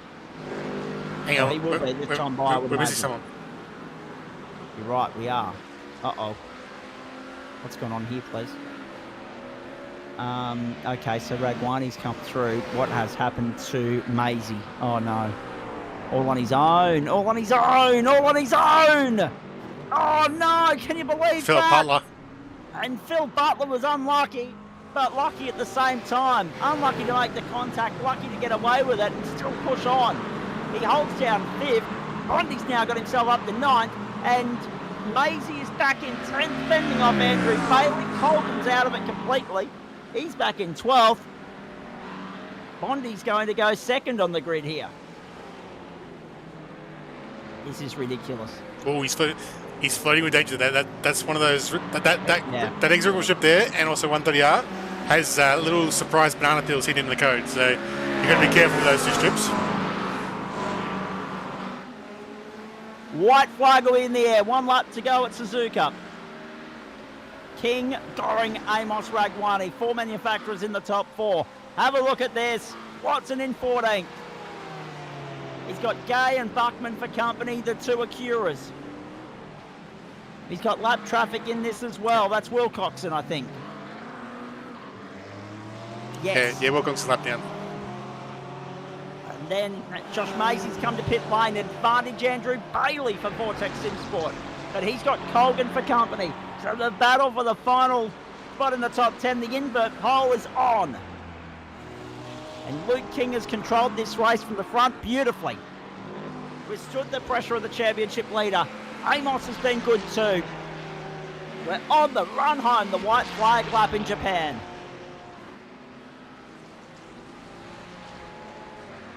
Meanwhile in Hobart, you're not going to believe this, are you, ladies and gentlemen? It's the first over. The run chase started with 4 wides, then 4 leg byes, and now a 6. So they are none for 15 in 4 balls. It's a massive over. Hurricanes, it's a very good start there. That is a very good start to their run chase. It's a very expensive over for the Sydney Thunder. Is that going to be a double-digit ball over? Yep. Well, actually, no. It'll be 8 ball over. I think it'll be, or 7. By the time they finish bowling it, but it's going to be double digits in terms of how much it goes for. It's already gone to 15, and that's 4 more, so it's 19 for none in 5 balls. That's a very good start. The Hobart Hurricane fans are going to be delirious down there at Ninja Stadium. In the meantime, we're going to be delirious here because we don't know yet whether Ben Goring's going to be a chance of firing this down the inside at 130 at the Casio Triangle. Let's have a look. No, he's too far back, I think. Luke King, 2 corners to go. Make it 1. Bringing this home beautifully to lead from the outset. From lights out to the checkered flag, and King gets the job done in Japan. Race 1 of the waste option GT3 AM round goes to King in the 81 in the Ferrari.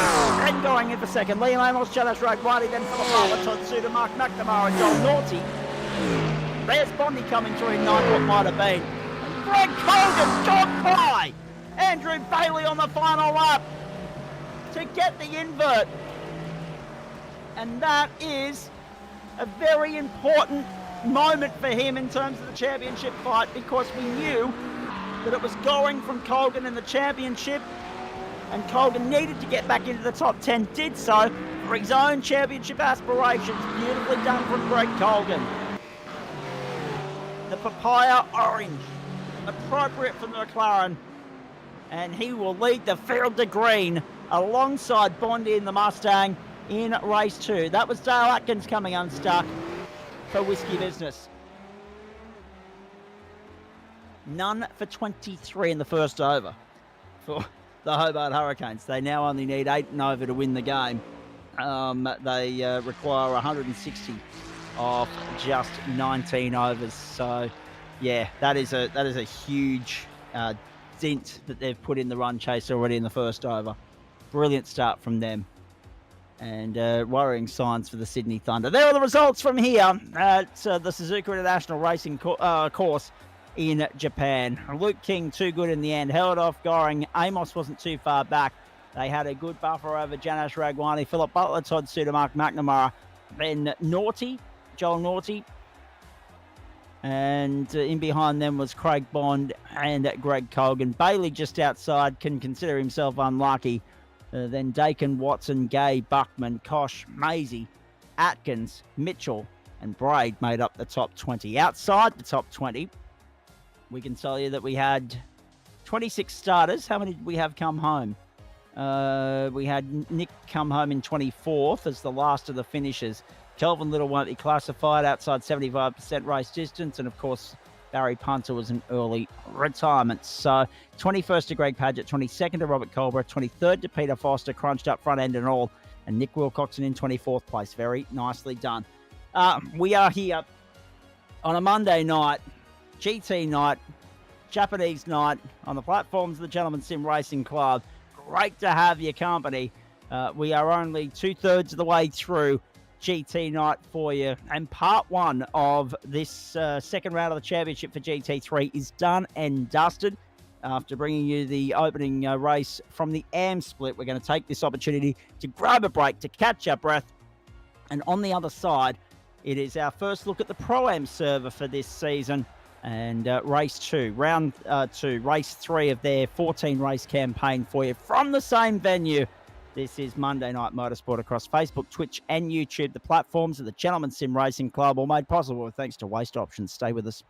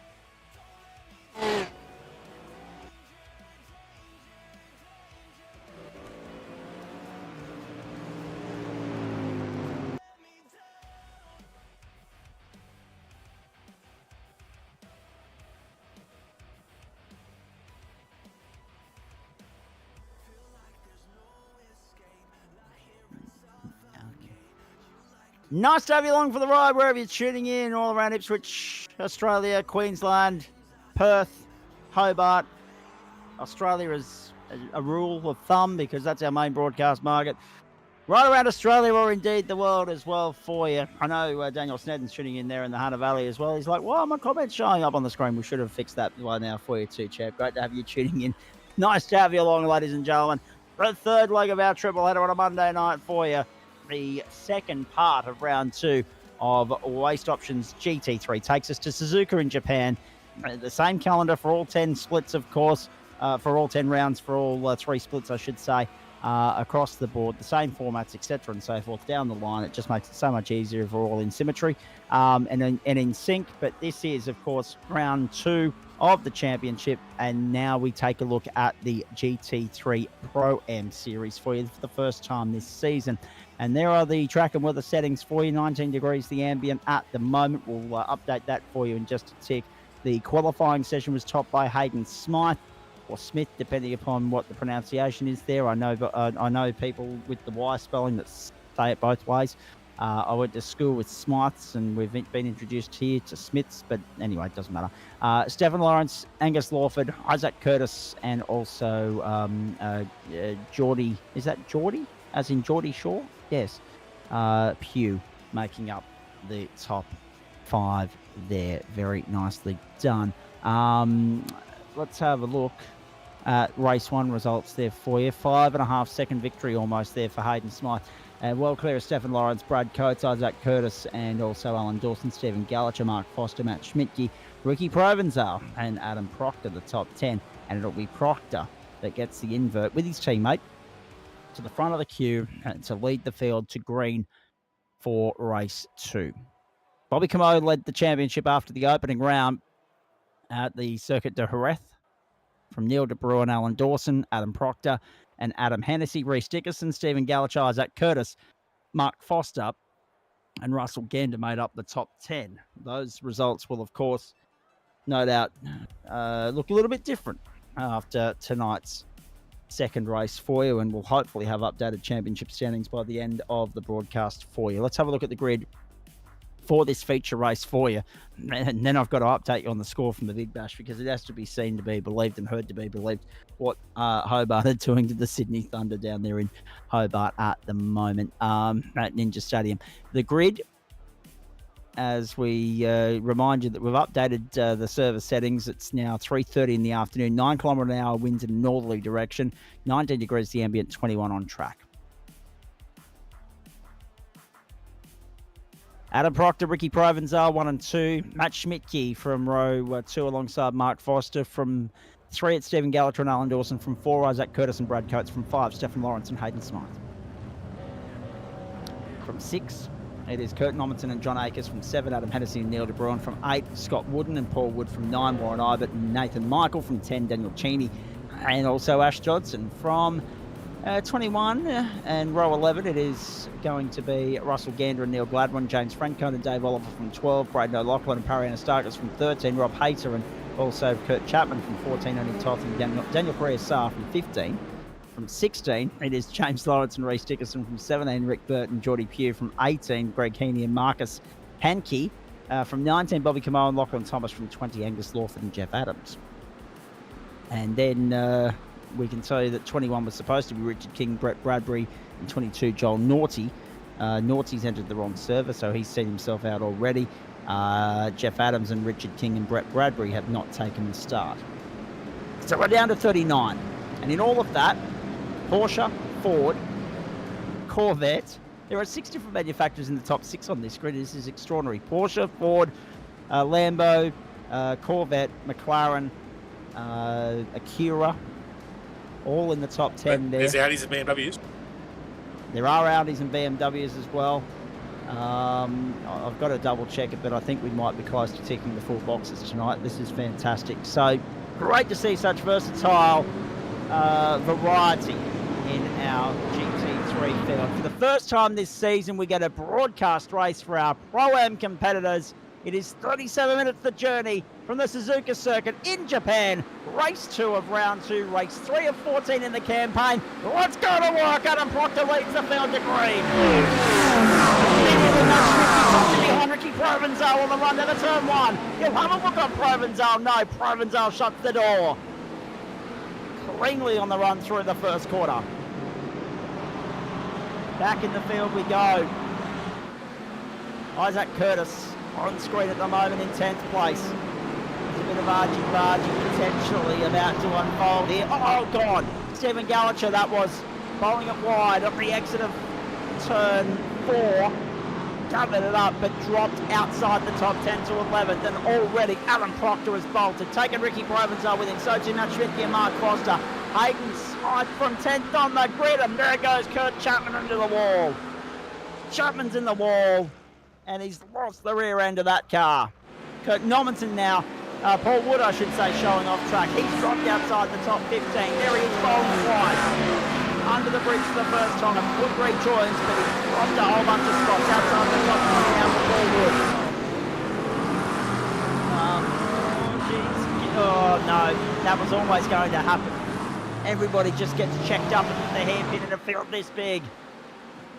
Hayden Smythe, right, sim racing from 10th on the grid, up 5 spots already, and up into 5th. Already on the tail of Proctor and Provenzal and Schmidtke and Foster, and dragging the rest of the chain along, bringing them with him. Kurt Chapman on the tie rope and in pit lane. Jeff Adams, Brett Bradbury, Richard King non-starters. Mercedes, Porsche, BMW, McLaren, Acura, Corvette, Ferrari, Mustang, Lambo and Audi, they're all out there tonight. This is fantastic. All 10 manufacturers on the racetrack in GT3. I think that's a first for the platforms of the Gentleman Sim Racing Club. On broadcast at least. Schmidtke to the outside at 1. Not going to get it done. And already some incidents unfolding on the main straight. Nathan Michael, James Frencone, all to pit lane. So too Daniel Correa-Sarr, Scott Wooden, Braden O'Loughlin, Kurt Chapman, James Lawrence. At the end of the opening lap. Pit lane is very, very busy. So there have been some incidents that we'll go back and have a look at, ladies and gentlemen, just to try and pick it all apart for you. Round goes Paul Wood. His second incident of the race. And this field is looking rather jumbled and really out of balance based on the amount of incidents that we've seen thus far, based on the amount of drivers that have already transited the lane. And are they going to be able to get home?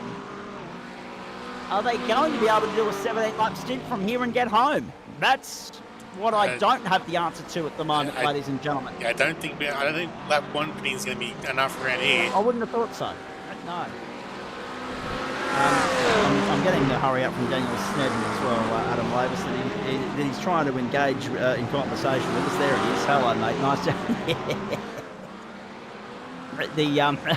not just the chief steward copping a bump, but I tell you what, it's going to be very hard for Paul Wood to go back and review his own incident and adjudicate it fairly.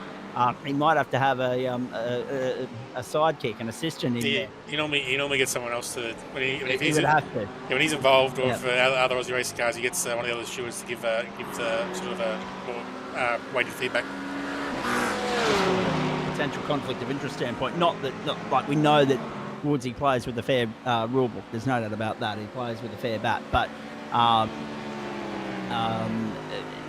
just so that you cannot have those accusations hurled in his general direction, it's always good to have a second set of eyes on it, which is good to see. Lap 3 of 18. Adam Proctor controlling the field from Ricky Provenzal, Matt Schmidtke, Mark Foster and Hayden Smythe again. We'll work that out later. Right, Sim Racing 1-2. His second teammate there is Alan Dawson. They're running different cars. Smythe, the Porsche, and also, of course, the Acura for Alan Dawson. Ryde have got 3 in the top 10 with John O'Akers also running the Ford Mustang, which is interesting. Don't get me to get Adam Lavis to turn the comments on there for you, Daniel, to say you can throw bait. But yes, unbiased is what I'm going to do. Ricky Provenzal, the fastest lap of the race. 2 minutes, 0.11. Here's Matt Schmidtke. Well, that being said, I'm kind of glad that we have turned the comments on, because that was one of the funnier aspects of the post-race show last week in GT3 at least. You're not going to believe this, ladies and gentlemen. The Hobart Hurricanes are chasing 183 to win. It is the 5th over. They are none for 78 after 27 balls. They are none for 78. Max Packets, thank you. I was trying to work that out. Whether it was pronounced Smith or Smite. As I say, I went to school with a family, and they run the local funeral parlour and services in the Hunter Valley in New South Wales. G'day to Smyths. So yes, that was hence the confusion on my part. It's like the pie and pay, isn't it? There's always someone that says it the other way to, you know, the person you're talking to, and it always throws the cat amongst the pigeons and confuses the you know what out of you. So thank you for that. Appreciate it. Big dive bomb down the inside. Bobby Camo relegated to 17th. Actually, no, getting into 17th, I should say, by Ernie Toff. And now here is Marcus Hankey there in 21st position. Joining us in central commentary is Sam Stride, believe it or not. Good evening, mate, and many happy returns for the weekend just gone, by the way. Yeah, thank you very much. How you doing? Very well, mate. And now, have you got the arduous task of keeping these boys in check? I'm giving it a fair go, but yeah, it seems to be a bit of an ebb and flow of behavioural problems. Maybe the effects of the long weekend wearing a little bit too thin on some of our competitors. Might be a bit of a hangover on some of these fellas. That's it. None for 85. The Hurricanes, they need less than 100, and they've got 15 overs to chase it, by the way. So it looks like it's going to be a very early finish there at Hobart and a very quick run chase, which will lead to a week's worth of celebrations for the Hurricanes faithful, no doubt. The Canes have been doing pretty good in this season. They've had an extraordinary season. I don't think they've won a title before. Now, it can't be a very good sign that we've just been joined in central commentary, either, by the way, by our Thursday night anchorman, and of course Wednesday nights as well, our producer, our director, Daniel Correa. So, what happened? Oh, good evening, everyone. No, it's on me. It's not necessarily the server. It was just, I believe you're broadcasting from, are we not? Yes, we're broadcasting the race. So we haven't seen any Hobart wanting an early pub feed before the bistro closes. That's a fair point, actually. Although, maybe they're open late on a Monday night. I'm not sure. Daniel said. Good point, though. Daniel, we haven't seen your incident. Yeah, there goes Mark Foster at 1. He bowled it wide. He gathered it up. He drops a spot. It's Smith going through on the inside to 4th. Now up 6 spots, the race 1 winner. And that could have been worse for Foster. He's now under pressure from Dawson and Coates. But one small moment is the only invitation Smith needed to pounce and move through to 4th. He's on track for the double. Back to you, Daniel. I'm sure we're going to see some replays in just a moment. Huge numbers in this field once more. And we'll get your thoughts on GT4 in a moment as well, since you've joined us. But what happened in race 2 here? Oh, that was just, so lap 1 shenanigans, I suppose. People, here we go, let's watch, must have been earlier on. Yeah, Warren Ibert bowling very wide, yep. So yeah, there was a lot of that. But the main one was if we continue on, was we get to 200 hour, which I believe was the hairpin. There was just a couple of cars completely stationary in the middle of the track, so unfortunately it caused a bit of a pinball here, which, yeah, we'll see. Again, I don't blame anyone specifically, it just happens. So, yeah, there you go. Bang. Oh. And then I got wheel damage from that. I was already on the fence as to whether or not I did want to race a GT3, so that kind of solidified it. That's why I backed out, but then you'll also see this was just huge. I managed to catch this before I left as well, so definitely unfortunately snapped here. And everybody else, this is the most unlucky thing that can happen. Bang. Yeah, and unfortunately everybody's just holding the back of him. That's why we saw so many cars on pit road at the end of lap 1. So yeah, I feel for everybody. No sympathy for race control because Strider didn't throw a caution. No, I'd say it was pretty subpar, to be honest. Yep. Yeah. They were parked everywhere, Strider. Oh dear.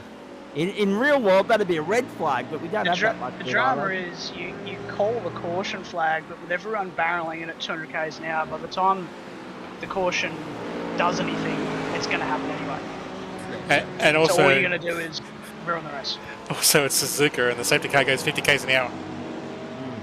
No, thank you. That's true. That is true, actually. Yeah, no, good call, Struddy. We'll support that. I do remember.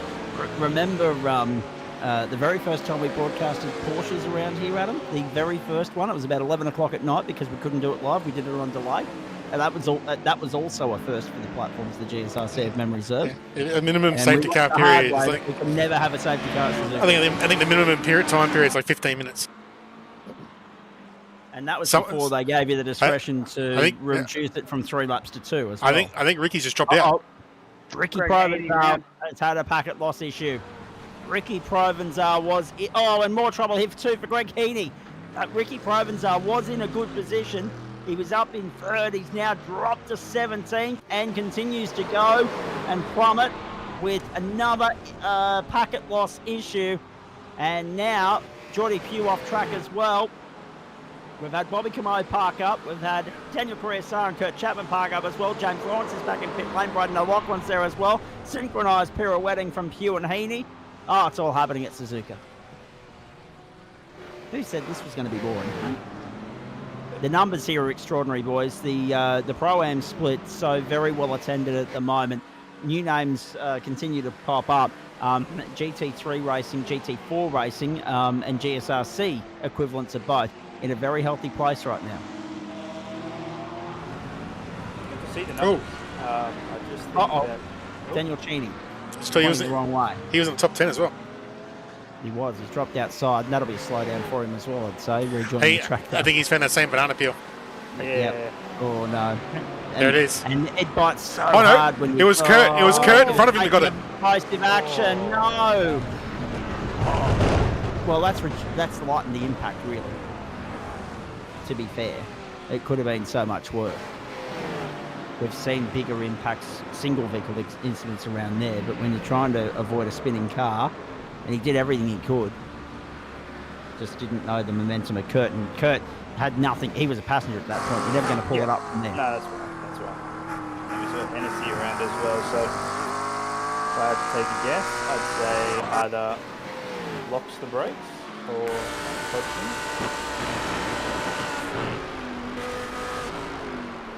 That's a good avoid. That's some awareness right there. Currently, gentlemen, there are 7 different manufacturers in the top 10 and 6 in the top 6, which is extraordinary. Ford, Lambo, Porsche, Corvette, Acura, McLaren, and Audi. Mercedes out there in 13th position.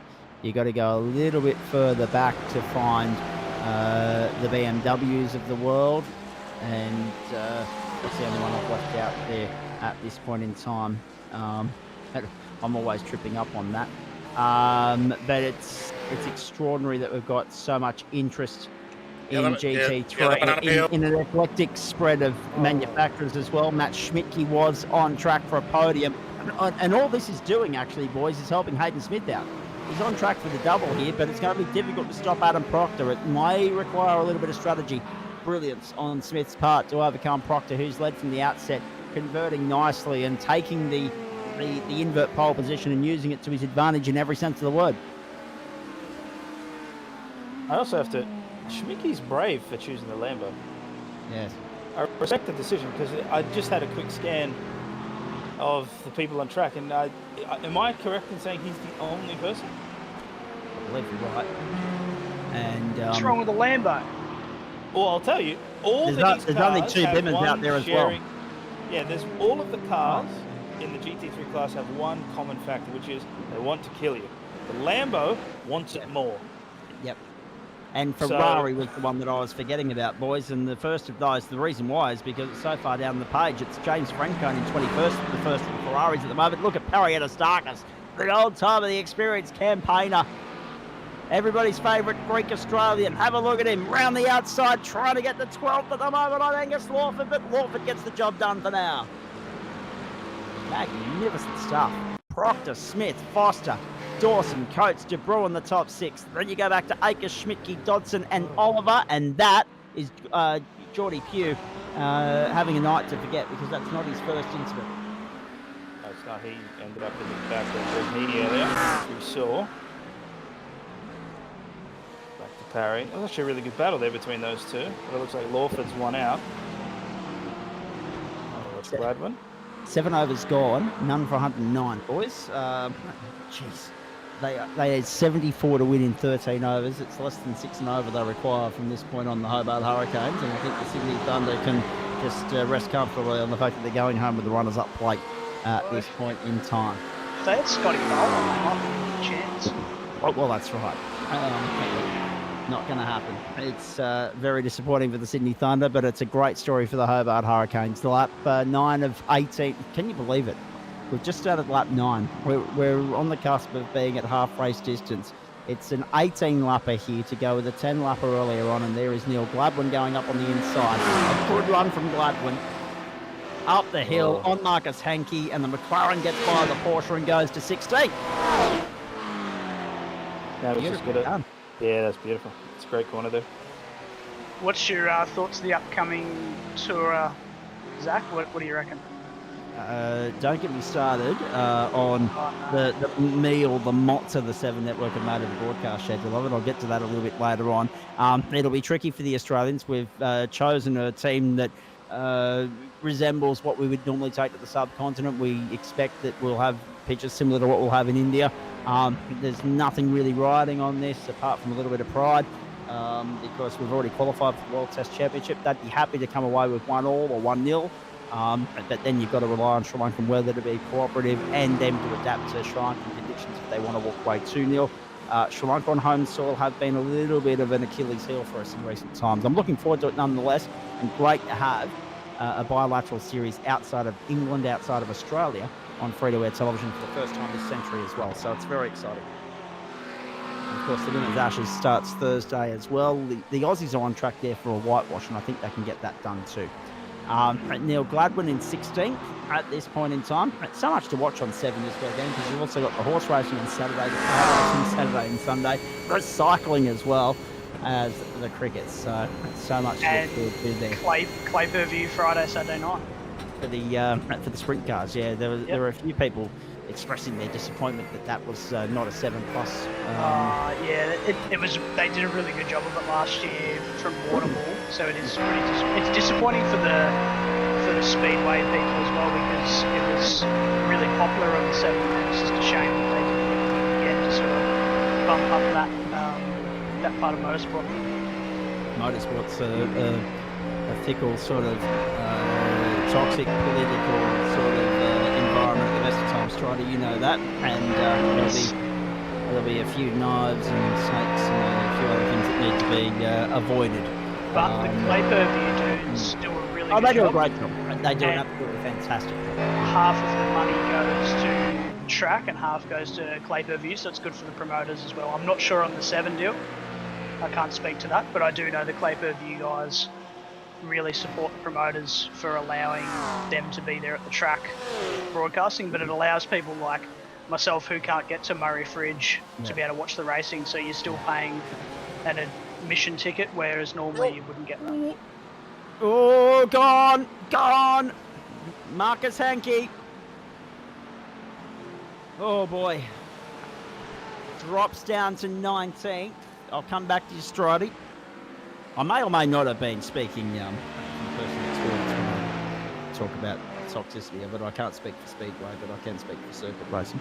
That wasn't that half obvious, I wouldn't have thought. In the meantime, here comes Adam Proctor, still leading this race, but really the driver of the night thus far has been Hayden Smith. Pit stops are imminent, and Smith has closed in. He gained 5 spots in the opening lap, and has slowly but surely chipped away at it. Now he's having a look down the inside of Bo Peep, if you don't mind.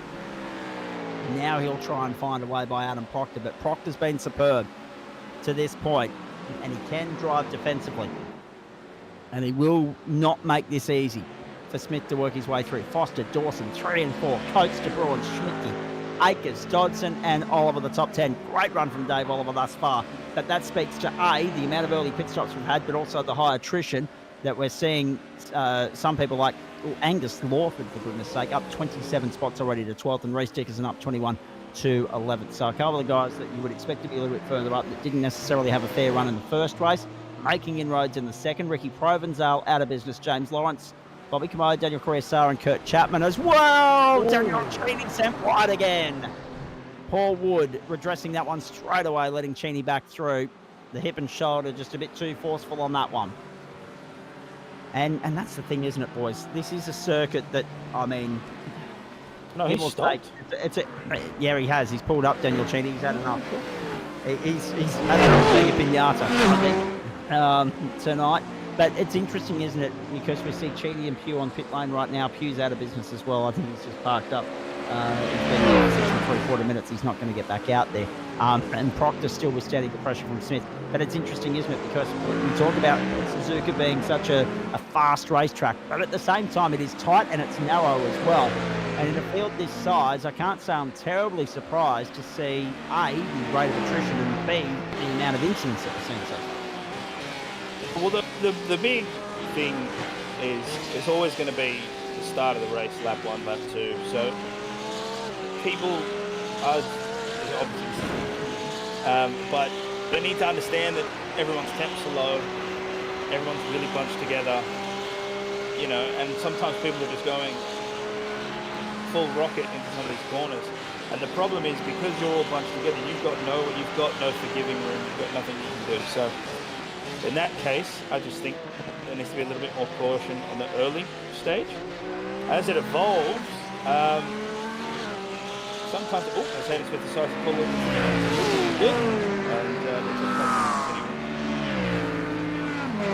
So now we get to that gamesmanship part of the night, don't we? That zigging and zagging and the undercuts and the overcuts and trying to make strategy work and gain an advantage in your favour ahead of the guys that you're close with on track. You've got to be careful, especially the guys that went early. The possibility, the potential of coming back out onto the circuit, being stuck in traffic is real. And this is a critical lap. Hayden Smith came in at the end of lap 11. Alan Dawson, his team, had a lap before that. Dodson, Dickerson, Anastakis, Toff, Lawford, all that time round was their critical number. So the top 6 will be imminent because that's all that's left to stop, plus Neil Gladwin and Lachlan Thomas. And also Marcus Hankey and Rick Burt, plus also, boys, the guys that stopped on lap 1 and 2 that may not be able to stretch the tank that far. They were caught up in early incidents and therefore immediately have an extra invoice to pay by way of transit to pit lane. So you feel for those guys because in a race this short, it's impossible to undo the damage done by an extra transit down the lane. Yeah, it is a heavy cost. So. Must have been nice to get back out there and have a run though, Daniel. I mean, because we know that life's been busy for you in recent times and you're stuck here in the broadcast booth 2 nights a week. I mean, you enjoy this part of it as well, but it must have been nice to get back out there. I mean, we did see on screen a little bit in GT4 as well, mate. What do you make of that at Okayama? Yeah, so no, it has been good to race. The goal was to try and do more racing going forward. I think I'll focus on the GT4s for Monday, and I'll give the GT3s a miss. Just because, one, I was already on, like I said, I was already on the fence. It runs a little bit late-ish for me, so I think I'll take the sleep. Honestly, I'll focus on GT4s. But look, the GT4s were great. I'm very slow in them, but it is what it is. I'll try and get faster. But what I like about it, it does seem like it's a fun field. And at Okayama's a great track for it. There was a couple of silly things that happened, but again, you know, sometimes it just happens. But for the most part, yeah, no, it's a fun romp around the tracks. But if I'm honest, the one I'm actually looking forward to is the Lotus 79 tomorrow. Excellent. And of course, for those of you wanting to partake in that, we'll let you know what's happening where and when at the end of the night. Adam Proctor to pit lane this time by as well. The word on the street is that the GT... Oh, hang on. There's trouble for Adam Proctor. He's been on pit lane for 34 seconds. One of our race contenders is biting the dust on pit road. Oh, surely not a speeding penalty. He might be taking tyres. Can you believe it? Oh, tyres. Is he up on jacks? Because these cars do take a while to change their tyres. I think it takes 21 seconds. 23 wow, seconds. He's been stationary for 53 seconds. He gets back out now. He drops outside the top 20. Bar 1. 19. Can you believe this? been done by the Roses by the sound of it. Oh, he's way deep. Yeah, I was just about to say. I heard the engine note and I thought, I think you forgot where the cones were. Yeah. Oh dear, this is terrible. Unfortunately for him. So, as a result of that, advantage Hayden Smith, who is the effective race leader, barring what happens for our last three to pit. And they are Brad Coates, Matt Schmidtke and Dave Oliver, all in contention in their own right for a points-paying finish for top 10. But it depends on how the pit stop transit plays out. Here they come. And Benny's already fired up some comments with regards to the pro split as well. Apparently there's a bit of work to do there for our stewards after the fact as well. The more things change, the more they stay the same. So, yes. There will be, and Bobby Comode's had a hardware failure as well, unfortunately. So there's been plenty of attrition tonight for more reasons than one. By the way, the Hobart Hurricanes 2 balls off the 10 over mark. They did 53 runs off 62 balls, and Owen, their opener, has hit 100 off 39. Like, how hard are they going tonight? That's a good on hit. The field and off the field. It is the fastest century, equal fastest century in BBL history. Craig Simmons hit the other 39-ball century in this series way back in BBL 3, so 11 summers ago. And he's done it inside 10 overs of the run chase. Just extraordinary stuff from him. And he's gone for another one. He's tried to hit another 6 here. And he has. Yep. So that's 106. It's 2 for 136. We'll go back to the car racing. Smith's just punched out the fastest lap of the race. Here's Curtin Ommenson having an okay run in 13th. A nice recovery. Has he still got a pit stop? No, probably not. He stopped on lap 6. He should be okay. And this is extraordinary what we're seeing both here at Suzuka and there in Hobart. It's Smith, it's Foster, it's Dawson, it's Coates, it's Schmidtke, it's De Bruin, and Nomenson's been passed around the outside. Oh, commitment plus from Angus Lawford, up 26 spots if you don't mind. What the hell? So obviously race 1 didn't go Angus's way. Obviously not, but he's well and truly compensated himself in race 2, isn't he? Right. I have to go. Thank you very much for the broadcast. And, I will good luck for the rest of the week, sir. Nice. I'll catch you later in the week. Good luck racing tomorrow night. Good luck with Banksy on Wednesday night. And I'll be in here rocking and rolling with you on Thursday night. Go well. Cheers. There he is, Daniel Correa. Stridey, it seems as though you've got a better end of the deal having the Pro-M split rather than the Pro. Yeah, well, I'm sure there'll be some chat about it amongst the committee group later on as to what actually went down. Hopefully it's a bit of anger from Mr. Woods, but yeah, we'll see. Oh no, Hayden Smith! Hayden Smith, can you believe that? The potential race-winning entry has dropped to 4th. He's dropped out of the race lead. Mark Foster, the beneficiary of that. Alan Dawson as well. And Brad Coates goes to 3rd. And Smith has eaten dust when he had victory in his fingertips. Oh boy. Another twist in the tail. What on earth is going on here tonight at Suzuka? So many storylines to follow, so many battles to keep track of. And unfortunately, Smith, who is now under pressure from Schmidtke, De Bruin and Dodson, there they are on screen, has let the chance go begging of doubling up on a Monday night. And he snatched defeat from the jaws of victory.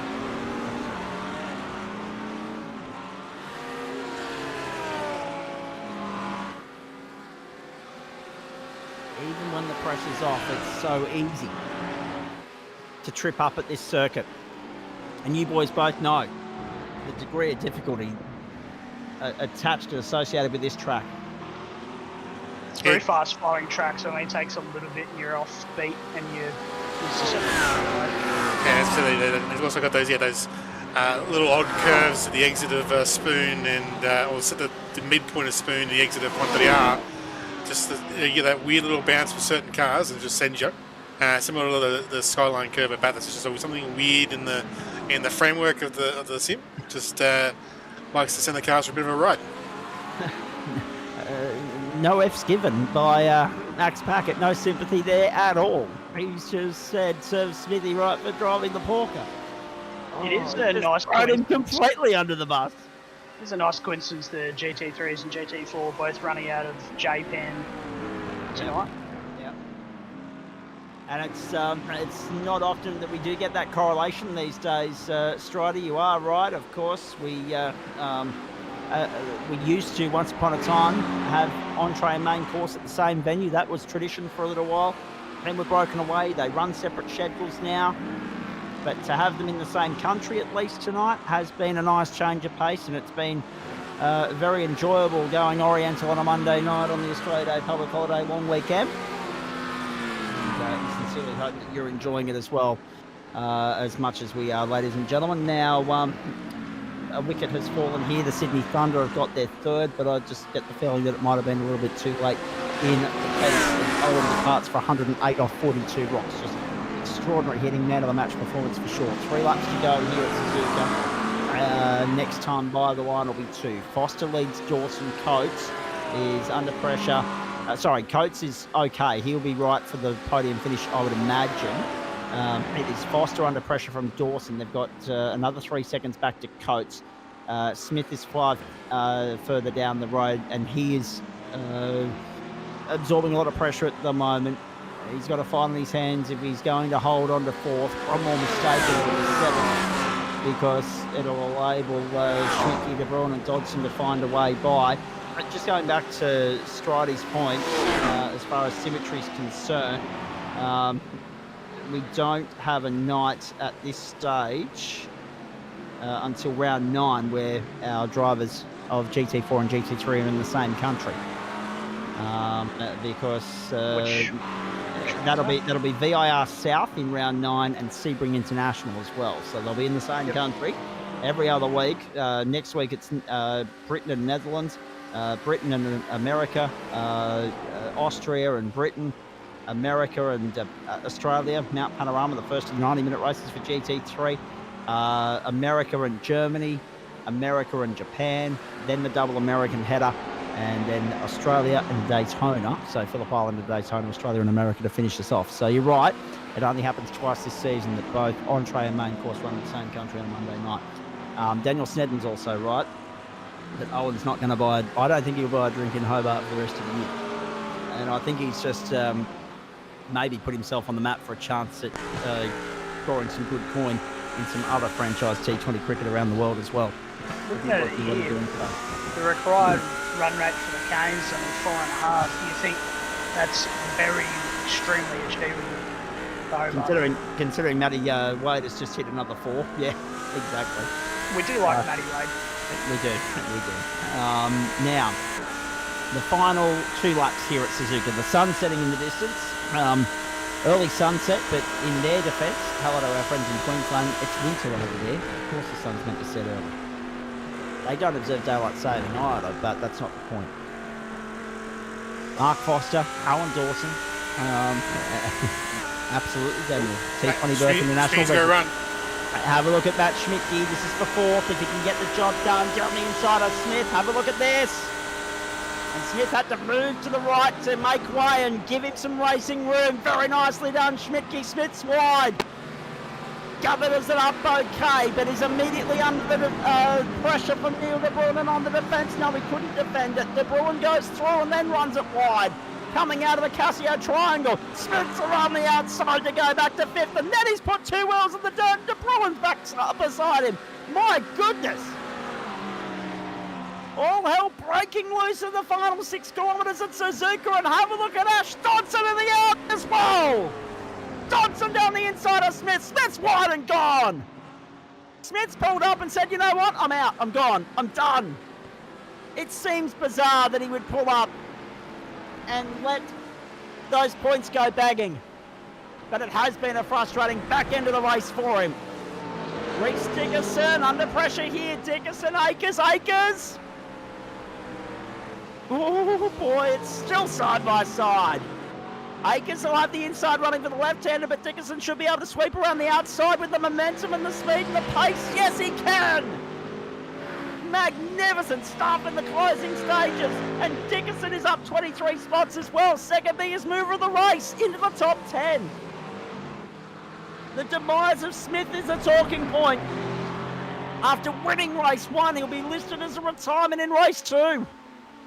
Well, actually, no, he won't be listed as a retirement. He's going to sit on pit lane and see it out, and he will be listed as 31st, but it will be no points, which seems bizarre that he would let a good handful go back in like that. But anyway, back to the front. Mark Foster, the beneficiary of some late drama here, particularly the incident coming through 130R for Smith. And Mark Foster for the Digital Motorsport team. Look at this, he's got the lights flashing, and he's going to put Chevrolet Corvettes on top. Last turn, checkered flag, and he gets the job done in race 2. Race 3 of the championship, race 2 of round 2 of the campaign. In Waste Options GT3 Pro-Am. Well done, Mark Foster, back in victory lane again. Second to Alan Dawson. Third to Brad Coates. Fourth to Schmicky, holding on to this one.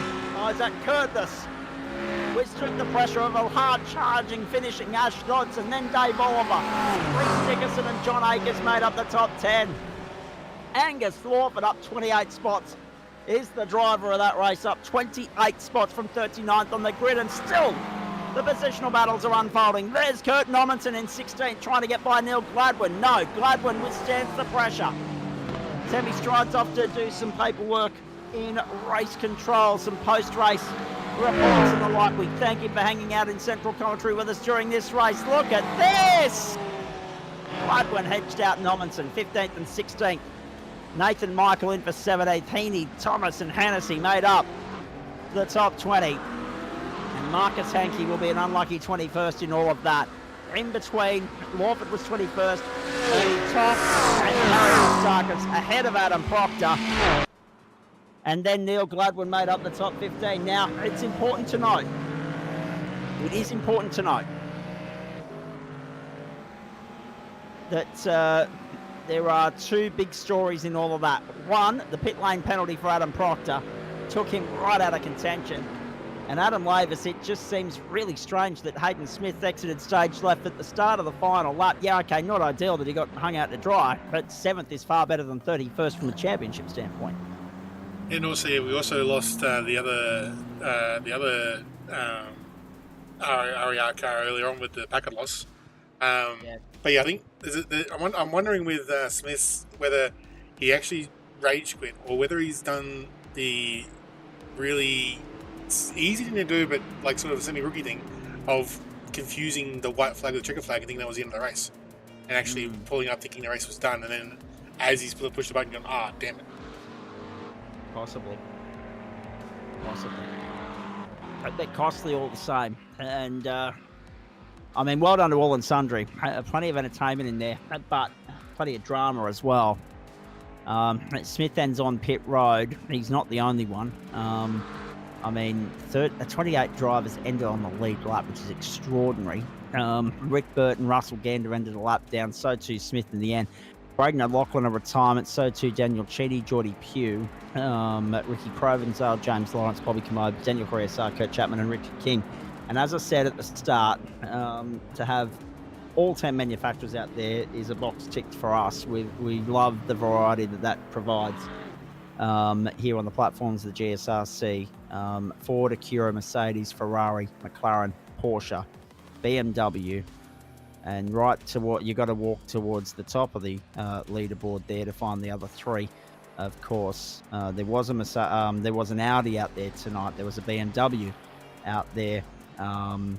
There was a Corvette right at the forefront of the field, a Lambo as well. We ticked all the boxes that were required, and Ash Dodson to get an Audi into 7th place is an achievement in itself. My goodness gracious me. We'll get to the M-Split results in just a moment. There they are on your screen, but we had 4 manufacturers in the top 4 here, 5, 6, 7 in the top 10, folks. It was Corvette, Acura, McLaren, Lambo, Porsche in 6th, Audi in 7th, and then Ford in 10th. Extraordinary variety here, and 8 manufacturers in the top 15 because the Mercedes of Angus Lawford was there in 11th place, and that, as I said there earlier, just left 2 manufacturers outside, and we've already detailed the tail of the tape as far as the BMW was concerned. So extraordinary stuff there. Biggest positions gained: 28 for Angus Lawford, 23 for Rhys Dickerson, 16 for Dave Oliver, 13 for Ash Dodson, 13 for Parry Atastagas, 17 for Eddie Toff. The Ferrari, the first of the Ferraris, I should point out, the only one of them that we noticed. There were 2 in the splitters in total. James Frencombe was one, and Kurt Chapman was the other. So yes, all 10 manufacturers out there tonight. Well done to the Pro-Am boys. Can we just have a look too, Adam, bring those Pro-Am results back for me. Liam Amos, a very nice result there for him. Sorry, the AM results, I should say. Liam Amos, the race winner there in AM. Now, Craig Bond, a very nice job to get up into 2nd spot. Greg Colgan off the invert pole 3rd. Janish Ragwani, Luke King, who was the race 1 winner, 5th. Todd Suter, Ben Goring, Phil Butler, Josh Maisie, and Jordan Dakin, the top 10 there. Greg Heaney has joined us in here. Mark Foster, Liam Amos, Brad Coates, and Kurt Normanson about to do the same. And we'll let them in now to have a chat with them very shortly. We will have results from the Pro Split for you very shortly, folks, but I would stress, based on some of the comments that I've seen so far, that the word provisional might need to be used there. There are the highlights of race 2 of the Pro-Am split for you on your screen now. Beautiful conversion off the line for Adam Proctor. Disappointing the way that ended for him, but he still fought back. I mean, he was still able to finish in 14th in all of that, but those 40 seconds were the difference between being in the top 5 and not. What a surprise. Matt Dench on pole in the Mustang ahead of Alexander Wilson, Aaron Cooper, Owen Coleman, and Marcus Watson. So a couple of new names in the GT3 fold there. Luke Swan, Dylan Shepard, Ben Woods, Dane Snadden, and Louis Greathead, the top 10. Denchi, 157's the qualifying pace there. Race 1, commanding, convincing, comfortable win for Denchi. Have a look at that. It was a 10-lap race, and he won by 13.6 seconds. What the bloody hell's going on there? That is a statement-making performance, isn't it? And that will have just about everybody on notice saying, well, if that's what Denchi can do to us in sprint racing, we haven't got a hope in hell. Denchi, I think, has already got one hand on the championship. I don't want to speak too soon and blow the trumpet too early, but as far as GT3 is concerned in the Pro Split, that is ominous for all and sundry. Owen Coleman 4th, Louis Greathead 15th, Snadden, Simon Mesamo, Tom Foster, Jackson Dial, and Jermaine Takalu, who was at the centre of some controversy last week, made up the top 10. You notice that Benny Woods was in the top 10 in the qualifying, but not in the race, so there'll be a story to that. That might help explain the comment that was made earlier.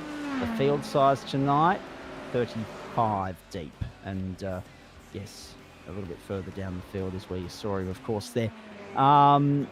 Let's go to the feature results. Oh boy. 4.7 the margin in the end, but still clinical from Dench to work his way through the traffic and get the job done. Dial in for 2nd, 3rd for Dylan Shepard, Simon Mesmo, Luke Swan, Dane Snadden, Daniel Piper, Thomas Foster, Jermaine Takalu, and John Wright. So over 30 in the Pro Split, over 40 in the Pro-Am Split, and over 20 in the AM Split. So with all that said and done, I think it's fair to say that we've had another 100 drivers on the grid in Waste Options GT3 tonight. Extraordinary turnout. Extraordinary interest in this series at the moment. And as I say, the racing has been red hot. Let's jump into the post-race show now for you folks. And I must stress as well, we're keeping an eye on Hobart zeroing in on their first BBL title. They are 12 runs off that target at the moment. They are 3 for 171 after 13.2 overs. The hitting has been exceptional. There's already been 100 scored. There's another 6 added to the total, so they are now just 6 runs away. So Hobart, congratulations, BBL 14 champions. We're going to call that before it happens, so that we can focus on the post-race show here. Brad Coates is in the house, so too Kurt Normanson, Jackson Dole, Liam Amos and Mark Foster. Brad Coates, I might start with you if I may. We need to get to Mark Foster in just a moment as the race winner there, but can you believe the drama that unfolded in that race? I mean, a pit lane speeding penalty for Adam Proctor, that takes him out of contention.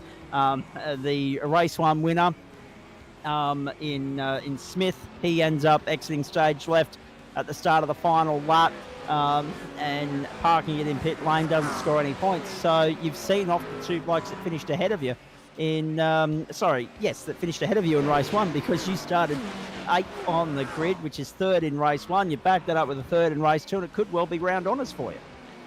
Yeah, absolutely. It was a pretty action-packed race. I think 3 is my lucky number.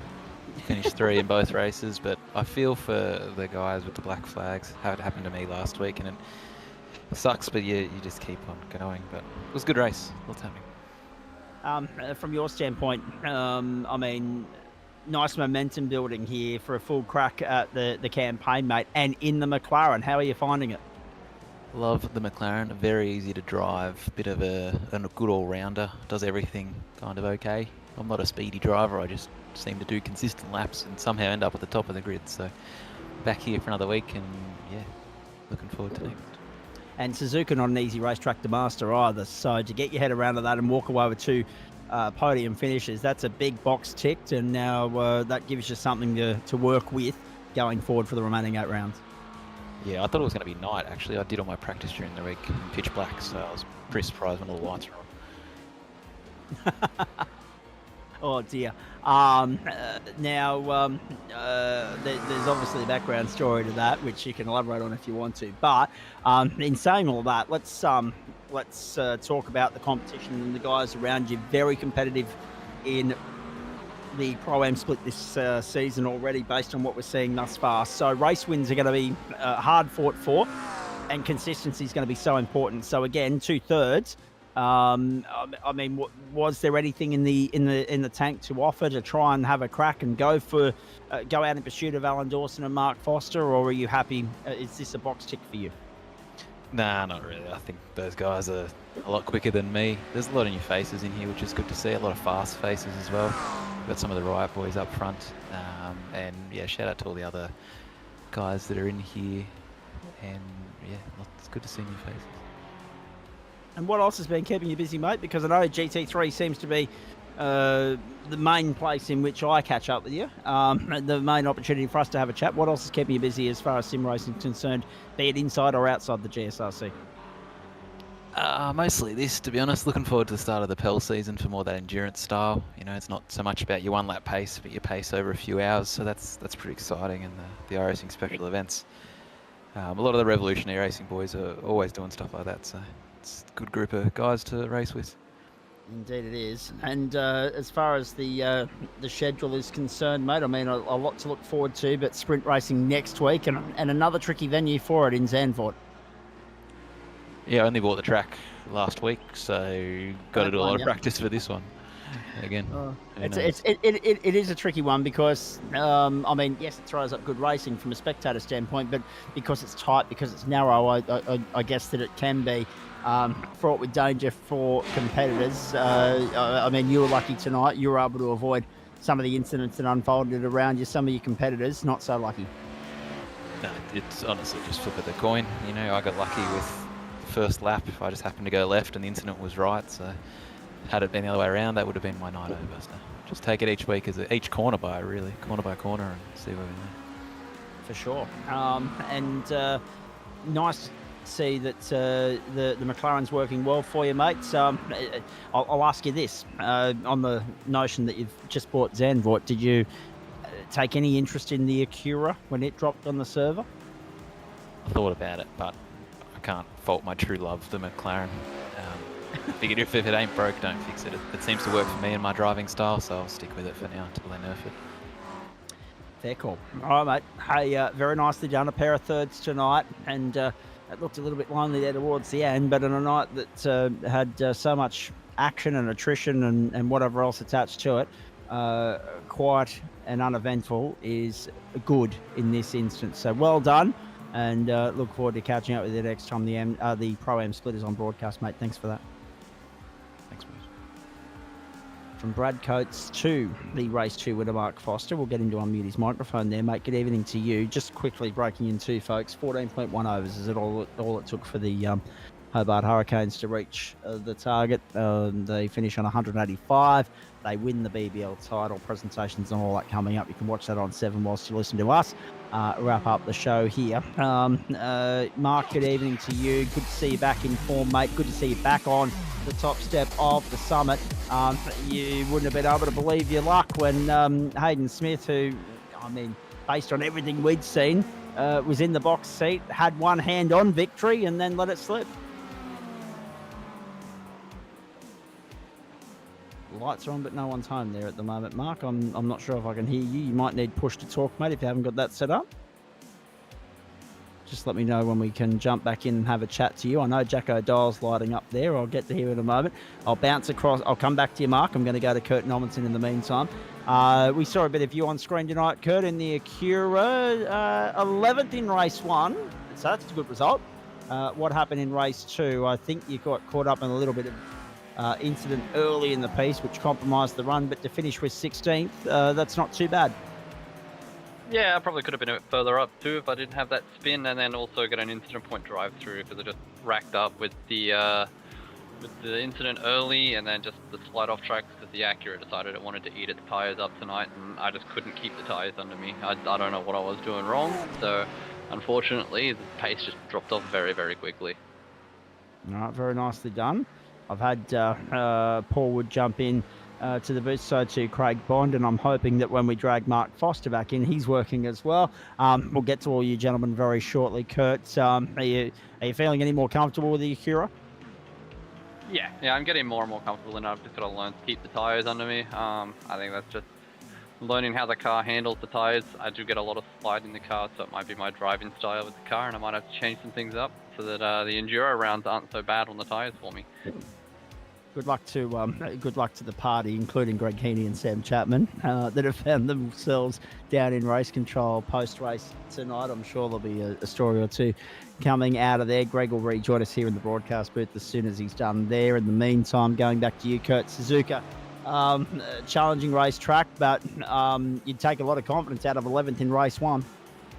Yeah, and I had a lot of good one-lap pace. The race pace wasn't there. I was just, as I say, killing the tyres. But other than that, I had a lot of pace around here. I just couldn't keep that pace consistently was my bigger issue, I think. And to be fair, mate, I mean, this isn't the first time we've spoken about this. There are some guys in the club that, doesn't matter the session, the time of day, anything, they've just got that natural all-round pace that serves them well, qualifying to race. But for you, what's the trick to achieving that, to converting that qualifying pace and carrying it with you into the race server?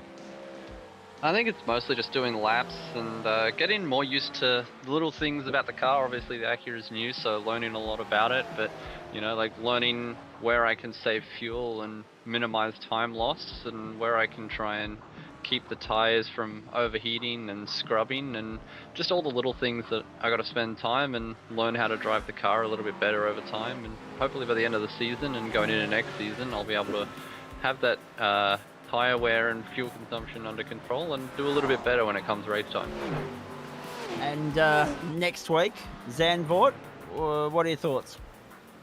We'll see. It shouldn't be any worse than tonight, especially after that one there. Yes. But, yeah. 130R claims another victim. Yeah, it was something that I didn't really struggle with, but yeah, 130R just caught me out that one lap, and that was all it took. That one little mistake, and unfortunately, it put me on the back foot. That was that's small compared to some of the incidents we've seen there in the past, and I'm sure you've seen footage of them. In saying that, how lucky that you were able to drive away from that. Adjust the strategy marginally. Obviously pit, grab the fast repair and press on. Yeah, well, that's it. I was only planning to go another lap or two anyway, so it didn't really affect my pit strategy. I still had the fuel consumption at the end of the race, so that was all right. And yeah, grab the fast repair, carry on, and get it to the end of the race and try and salvage a good result from ending up backwards at 130R. Okay. Rest of the week, what does it look like for you?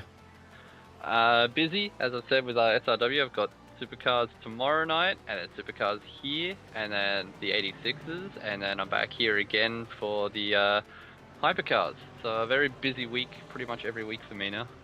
And there's nothing wrong with those 86s, let me tell you.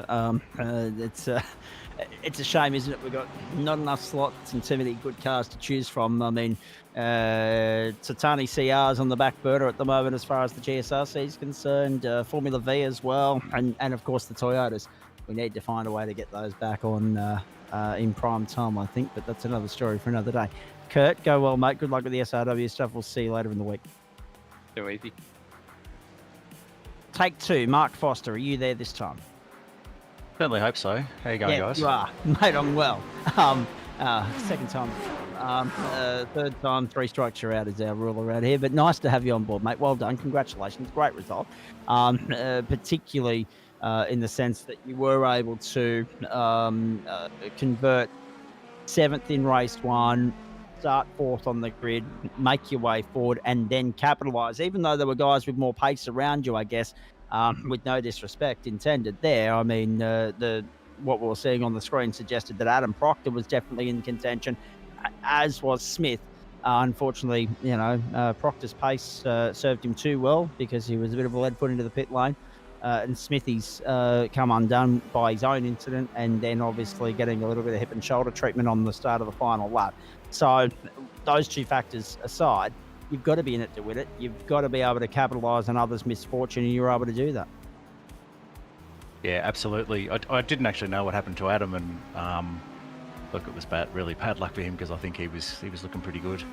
When the Porsche went off in front of me at 1:30, I was having a bit of a laugh because I used to drive the Porsche and I know what it's like around there, and I think Rick did the same as well. So I kind of lucked into first place, but look, I was going okay. I was pretty comfortable, but and then I was pushed in the last few laps. Definitely didn't have as much pace as I wanted, but I was consistent, which was unlucky. Indeed. We've had a couple of people come and go from the broadcast booth, but still, we've got, after we chat to Mark, we've got Paul Wood, Liam Amos, Craig Bond and Greg Heaney to get to, and I know it's the last week of school holidays, so this will be the last time that Bondy's able to stay up late with us. In the meantime, going back to you, Mark, as you say, you used to drive the Porsche. You know that they do Porsche things. They slide out from under you. We know that 130R is a particular trip up point of the circuit, but how are you finding the Corvette? Corvette can be similar to the Porsche with the rear, but I like the pointiness of it, so to speak. It's a real point and click kind of car, and that serves me well. I thought about changing a few times, but this one is after tonight, I don't think I should. No, that's fair. In saying that, a good points haul to take away from here. We know that there'll be a few licking their wounds, not you. 2 finishes inside the top 10, very much tick that box. How are you setting up now to attack the rest of the campaign, starting with Zandvoort, and where are the goalposts in terms of what you're hoping to end up in the championship at the end of the season? Oh, look, I'm aiming to, I'd be hopeful for a podium at the end of the season would be helpful. I think I've done that once or twice before in the Pro-Am, so I'd be looking at that again. I don't think I'm quite fast enough to win it. I'd get a bit nervous when I'm out in front. I know I was talking to Owen Coleman during the last few laps, and the old sweat was rolling down the brow a little bit. So look, hopefully I'll just keep being consistent and just see what the rest of the season brings. There's still 7 or 8 rounds to go, so there's a long way for sure. Indeed, there is. And I guess the other thing as well is when you look at how GT3 has evolved, you're still in Pro-Am, as you say, but there are people coming and going. There are new names arriving all the time, and yet the competitiveness remains as competitive, if not more so than it ever was. How are you enjoying the challenge of getting to know new drivers, new teams, and even new cars as well?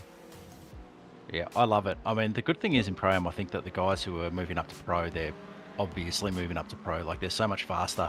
Like last week, it was pretty obvious. This week, I think there was a few who were much faster than most of us. But then you get from, say, about P4 to about P12, P13, and you're only talking a few tenths in qualifying. So there's no easing off. I was pushed pretty much that whole race.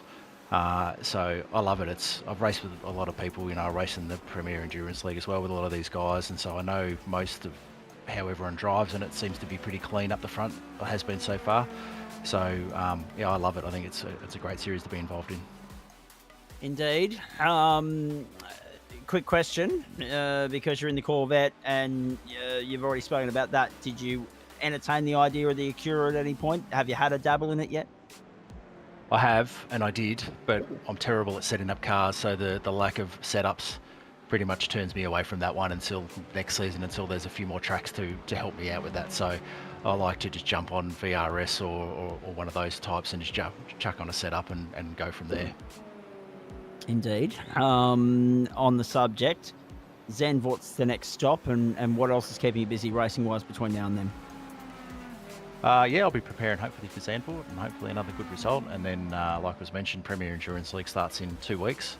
So I'm doing both as an open and a limited championship. So I'll jump into both of those. That'll definitely keep me busy. I think it's Bathurst round 1, so that'll be fun as well.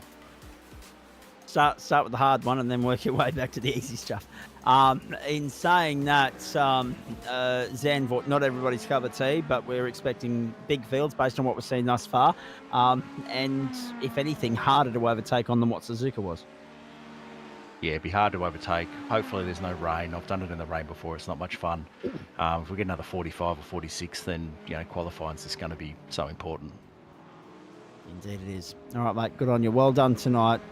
Joining the winners list, not for the first time, but joining the winners list in this season of GT3 Pro-Am, mate, and we look forward to seeing you rack up more podium finishes as the season goes on. Thanks, guys. Good to talk to you. As always. That's second time lucky, but we got there, and now we shouldn't have that problem again for the rest of the season. There he is, Mark Foster. Very well done. We've already heard from Brad Coates. And as far as the Pro-Am split is concerned, still got a couple to get to, but I've got to get to the Am split firstly, and then we'll get to Greg Heaney too, because we get to catch up with Greg. He's the other protagonist of Pro-Am that we need to have a chat to, but he's also last cab off the rank because there's 1,000 whiskey business racing entries that we've got to talk about.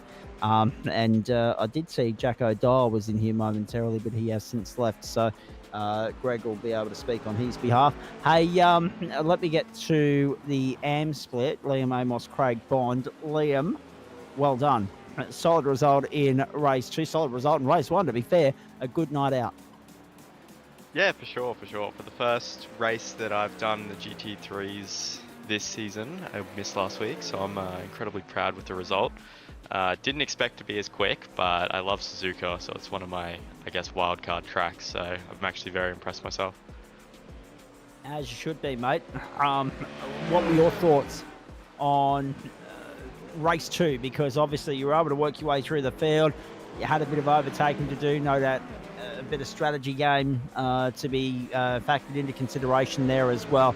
How'd you go about it? Because as we've already been speaking about, overtaking in this circuit, yes, there are some opportunities that present themselves there, but it's not an easy circuit to navigate your way around.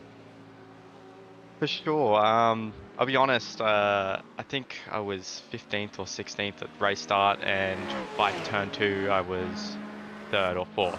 So I don't know how that happened. I just flew past everyone at the start line. Some people got some bad launches, I guess. And then honestly, I didn't think I was going to get past Bond, but the Mustang did its work.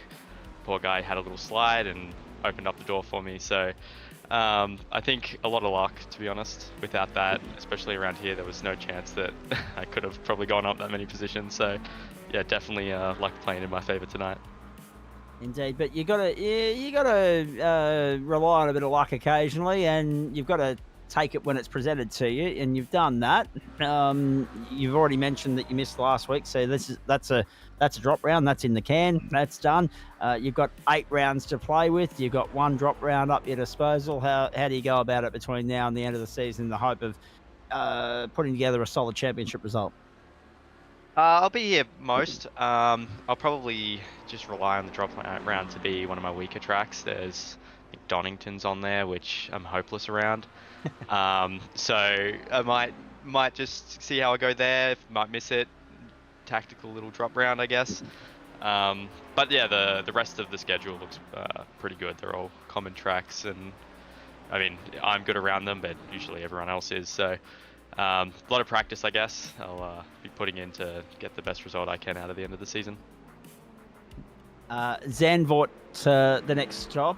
You've already said you don't like Donington. What about the Netherlands circuit? Well, my only experience in is in the Porsche Cup, and it's incredible in the Porsche Cup. So I'll have to see how I go. I do like the track. It just it's bad for overtaking, but it flows so nicely. So hopefully, just the enjoyment of it can push past the inability to overtake. Yeah, hopefully so. I couldn't have put it better myself. Hey, talk to me about what is on your agenda as far as racing is concerned between now and then. What's keeping you busy? Probably supercars. It's probably like the best car on the service to drive. So lots of practice, just getting better at that every day. Every little break I get to get on the sim. So for the rest of this week, it'll be definitely supercars, and then after that on Wednesday, I'll start prepping for Zandvoort. So get a nice head start. All right, very nicely done, mate. Good to catch up with you. Well done. Nice to see. Even though you've given the competition a head start, you've hit the ground running. A solid result tonight. Well done. And looking forward to seeing what you bring to the table for the rest of the season. Go well. Cheers, mate. Thank you. Craig Bond, let me go to you. I've got Jack O'Dowell back in the booth. I've got Paul Wood here as well. But let me have a chat to you, my mate, because, geez, you did everything you could to try and throw away a top 10 finish in race one. We watched that live. Then you fought your way back into the top 10 of the expense of others and their misfortune. And then all of a sudden, we switch off you guys. We go and watch Pro-Am, and we come back and we see your name towards the pointy end of the summit. So it's been not too bad a night out. Well, I don't know how much my GT4 race you saw. That was enough to know that I'm not going to ask you about that. Yeah, that was probably the biggest disappointment of the night. Yes. But you're going to have bad nights occasionally, aren't you? Oh, that GT4 is not my series, I don't think. But I don't know. But you're there. You're on the grid. You're part of it, and that, that's all good and well. But I get what you're saying. Let's focus on the positive though, because the switch to the Mustang, it comes with a little bit of an invoice in its own right, but it was worth it for you. I feel like I've got more pace in it, except then all the others get more pace this week compared to last. So it might be a track thing, why the others are quick, but it's a nicer car to drive, I find. And you certainly went out there and proved that, mate, because it looked as though you had a lot of fun at Suzuka. Oh, bit of fun, bit of mistakes, maybe a lot of them. Happy with race 2? Oh, maybe if I didn't make so many mistakes, I could have kept first, but I still don't think that was possible. I don't think I had the overall pace. I would have just had to do some crazy defense. And either way, I got jumped like by 4 seconds in the pit stop, so oh dear, it wouldn't have mattered much anyways. No, not much at all. In saying that, talk me through the rest of it, because even though you got jumped in the pit lane, you did enough to keep your nose clean to net some good, solid championship points there, mate. What are you got to do between now and next week, noting what you've said about certain circuits being better for certain manufacturers, and there may be some weak spots for the Mustang yet, we don't know. But what are you got to do between now and next week to maintain the sort of results you've netted here and maybe build on it at Zandvoort? My focus will be nowhere near the GT3 until Friday after Hypercars. Yes. You found a little sweet spot there, haven't you? You were very happy with Friday night. Friday night and Wednesday night. Yes. Just no pressure going into this Wednesday, leading a championship. And you're on broadcast as well, I believe, on Wednesday nights. So, yeah. Yeah, and no pressure at all. I might have to sneak in and watch that one. Just. Oh no, you'll probably just join the call, and then at least it gives me a reason why I make mistakes. If I really want to blame exactly someone. why I'm not joining the call, so that you can't throw me under the bus. Now, so GT3, so that'll be a weekend task for you, learning Zandvoort and setting the car up. Well, I was meant to be away karting that weekend, so I don't have any work, but I'm no longer karting, so it's iRacing. Excellent. That's a very good result for you. Maybe not that you're not going karting, but at least it enables you to focus on GSRC stuff. And when does school start back, please?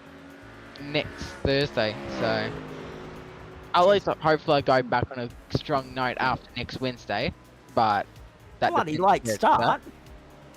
I mean, any later, any longer on holidays, and you may as well just knock off for Easter. It is New South Wales after all. Yeah, I'm very well aware. I'm very well aware. My niece is in the same boat, mate. Hey, I'm going to let you go on that note. Well done tonight. Good result for you on the pony. Good result. I mean, Nick might be licking his wounds a little bit after GT4 as well, but still, hopefully see you guys on the grid bagging some good results as the week goes on. Yeah, thank you. Oh, dear. Brilliant stuff. From Bondi to Paul Wood. Good evening to you, Woodsy. Interesting night out. We did see you in the thick of it there at a couple of different points. Just talk us through it from your standpoint, how you're enjoying the Acura and what you made of Suzuka and whether or not you're happy to see the back of it. Firstly, I really like the look of the Acura. Struggling to drive it, but that my deciding factors when I skinned it, I went, I really like the look of that, so I went with it. No testing involved whatsoever, but as for the track, it's a fun track. I enjoy the track, and the car was okay. My driving's just not up to scratch at the moment. Health issues and that are still affecting me, which is making it very hard to keep my concentration going. So my consistency is up doo-doo creek, to put it nicely. But all in all, it's okay. I think I've got a little bit of pace if I can actually get a decent race going. But there's a lot of fast boys out there at the moment, and I think I'm just starting to lose my touch and get a bit slow in my old age. So, yeah, all in all, though, move on the next week, and I'll keep battling away and cross my fingers I get some time to actually do some practice and see if I can get a little more performance out of the car. Indeed. Now, we did mention, and you can thank Daniel Snedden for it because he was the one that commented on the broadcast that unfortunately the chief steward got ruffled up a little bit out there throughout the course of the night when you were on broadcast. So it's a double-edged sword, isn't it? You are the chief steward, but unfortunately, because it's a conflict of interest to review your own incidents, somebody else has received more work as a result. Yeah, it always happens, but it's a bit of an interesting evening, and there's some of them where just me putting car in the wrong position, that sort of stuff, and just making silly mistakes. But yeah, I mean, incidents happen, that sort of thing. But yeah, we'll have a look if there's anything put in there. It's we'll see if the guys look at it and see what comes of it. But overall, I need to improve my driving a little bit. It's really not up to par for my personal standards. But what do you do? That's what I get for not doing any practice for the last 6 odd weeks over the break. So I jump back in trying to get back up to speed, and it's just not there at the moment. But we've got the season. We'll see where I'm at come the end of the season. Like usual, I'll keep working on the car, and by the end of it, I'll go, I'm really comfortable with this, and then probably swap to something else. There's so many manufacturers to choose from, so many cars, that it's interesting to see that there's a bit more of a spread this season. The Acura, yes, it's the new flavour of the month, but it's by no means a dominant force yet. No, it's got a couple of little quirks that I'm slowly working on. One of those quirks is what cost me the drive-through late in the race there. It tends to, if I brake just a little bit too hard, it seems to really bite all of a sudden. It has understeer in general, but it really, at a certain speed, it seems to really snap oversteer and turns the corner very sharply, and that's caught me out with a couple of incident points, which at the end there put me over the limit when I was trying to make a pass. But all in all, it's an okay car. It's a bit quiet inside though, which I'm struggling with. Just noise-wise to listen to the engine to hear what's going on, but all in all, it's a fun car. I suppose I'm enjoying it, but yeah, again with no setup, it's hard to get a lot of pace out of it. So once I start to get something and find those little bit of a groove with the car, it'll probably be much more enjoyable. But we'll keep plodding away and keep working on it. But personally, I'd like to keep my rear bumper on next week, because I just watched a bit of the replay. I had it come off there, and I was driving there and I could not get any speed, and I wondered what was going on. And then all of a sudden I saw this thing flash out the back of the car, and all of a sudden I could have speed again. I'm like, wow. Lost all aero, and around I went. I don't know whether you caught that one on in turn one. So yes. Yeah, it was a few trips through pit lane, and yeah, with the incidents went on, too many incident points, and yeah, it's just a night to forget for me, really. But yeah, so 2 weeks in a row, I've had 0 points. So we'll move on and see what next week brings. Adam Lavis doesn't miss much, mate. So yes, unfortunately, as soon as there's an incident alert, he's onto it like a flash. Now, on that subject, aside from GSRC admin work, what else keeps you busy between now and Zandvoort, and what are your thoughts on Zandvoort? Well, Zandvoort's, yeah, it's not too bad. I prefer higher downforce cars, so this one should be all right. We'll see how we go. Again, it's just getting comfortable in the car. If I can get comfortable, it should be a fun race. It's not an easy track to overtake at, so as not sure who was talking before, the field is that close in time, so it's very hard to get any moves done. You've really got to set them up nice and early and really make your intent clear, but interesting track. Again, I hope it's not raining, because it's one of those tracks really long. Even though it's got banked corners, it's one you need to have good lateral grip to be able to get much done in moves and that sort of thing and keep the pace up. But yeah, look, we'll see how we go. Between now and then, for me, I think I'm going to give the V8 to go again on when is it, Wednesday? Did it last week, bit of a struggle streak, but I'll give them a go. I would like to get into the 79s and that tomorrow night, but we'll see how we go for time for getting there. But other than that, that's about all I'm doing at the moment. Mate, very nicely done. I hope you enjoyed the long weekend. Interesting way to finish it with the tale of the tape that you've just described from your experience at Suzuka, but looking forward to catching up with you later in the week, and hopefully, if you do get a chance to jump in the supercar, hopefully that goes well. And obviously, we'll see you back on the grid next Monday night as well. Go well. No worries. Thanks, guys. From Paul Wood to, well, Chapo's arrived late, and I guess he's been cutting it fine all weekend, really, based on the fact that he only made the grid for GT4 by the skin of his teeth. But we'll talk to him about that in a moment. Let me go to the Whiskey Business Stable firstly, to Greg Heaney, to Jackson Dial. Gentlemen, good evening to you. Jacko, you're going to have to be my eyes and ears here, because you're the only bloke from the pro split that's bothered to bloody turn up and have a chat to us tonight. Talk us through it from your standpoint and what it was like. It was a tough night, mate. I tell you what, the grid's grown even more this season compared to last. A lot of big names showing up, where it used to be, a pretty tight top 10, and then got slower as it went down. It's easily a top 15, top 20 race now in terms of pace. But yeah, it was a really tough night. Suzuka's one of those tracks where, the slow guys and the fast guys aren't too far apart, but it's the nitty gritty that really makes up the time difference around that track. And obviously, Dench, as per usual, showed that tonight. Oh yeah, Denchi's in a league of his own at the best of times. But I mean, that being said, in the second race at least, to be next best, that must fill you with a tremendous amount of confidence going forward. Knowing how competitive the field is, knowing that, I mean, those invert races are fraught with a little bit of danger, knowing that Suzuka is not the easiest track to master. Yes, he won by an exorbitant amount. He was into Okayama by the time the rest of you got to the checkered flag in race one. That's how far ahead he was. But in race two, you somewhat contained him. He didn't get any further than 5 seconds down the road. Oh, mate, look, it's hard to compare. He was almost a second quicker than everyone on the grid tonight, every single lap. As per usual, for me, it comes down to practice. So I had barely any practice tonight. I've been trying to juggle so many series, starting back sim racing last week. It's not working well for me. Probably, had maybe half an hour of practice for tonight. If I had more practice, I definitely think I could take it closer to Denchi. But look, I kept up with the rest of the field. I held off Simon for the entire race, kept about a 3-second gap to him. So I certainly can't complain. And it does fill me with a bit of confidence going into the future rounds.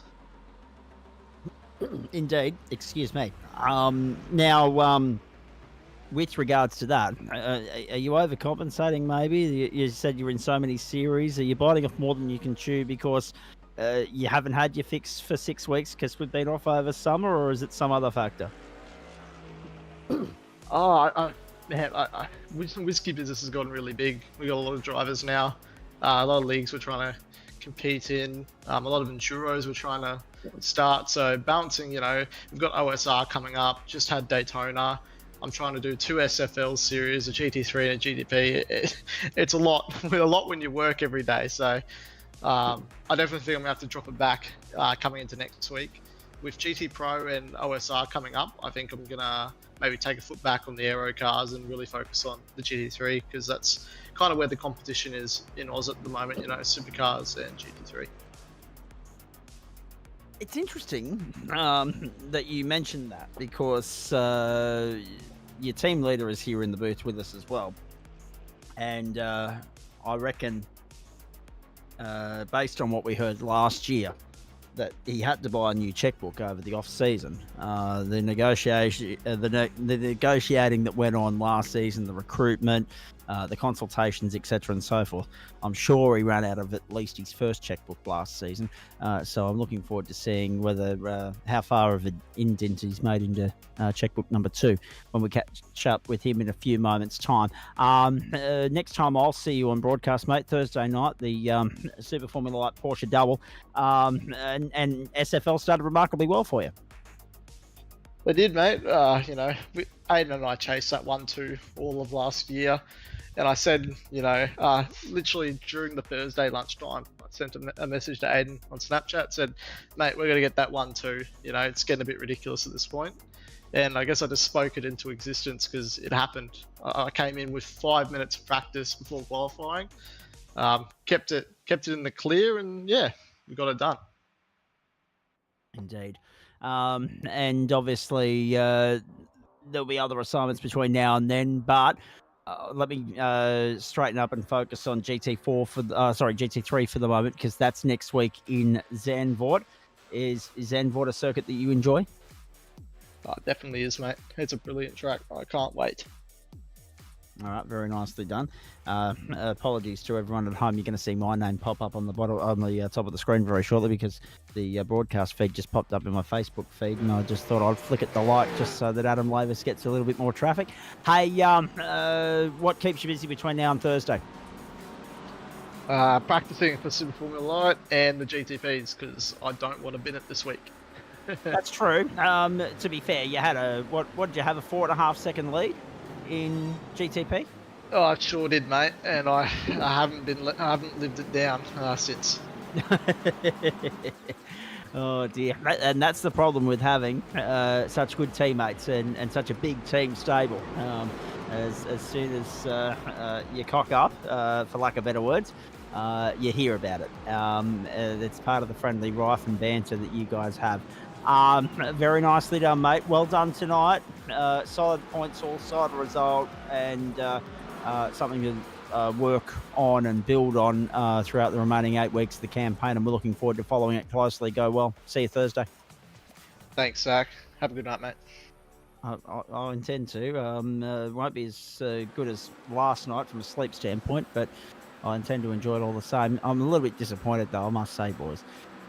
Normally on a Monday night I'd be signing off and going off to watch Home and Away. Nope, the 7 Network gave that the flick for the night just so they could focus on the Big Dash final, which was fine, except for the fact that I was watching it whilst we were broadcasting, so I've got to find something else to watch when we finish up now.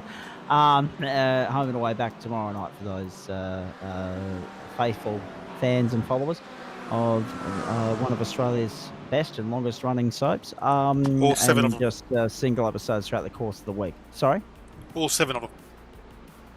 Yeah, thank you. 7 at 7 on 7. Yes. Now to Greg Heaney on that note. Thank you, Adam Lavis.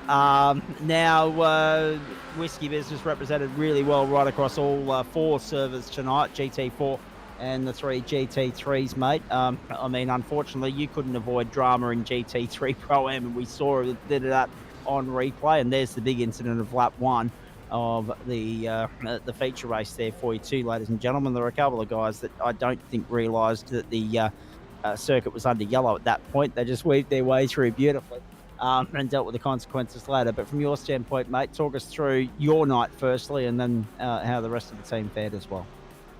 Yeah, look, happy with my results. Got a little bit turned around in race 1, which set me back. I managed to gain a handful of positions race 1, with a few people getting a little bit too eager on the accelerator in the first couple of laps and ending up off the road, and then I ended up getting turned around by a following car No real malice in it or anything. It was just a little bit of a bump on the rear of the car, and I was under the brakes, and just ran it wide and ended up having to do a tour of pit lane to get a quick repair to get that sorted. So that set me back. And then race 2, I still don't know how I managed to weave my way through that very large incident at the end of lap 1.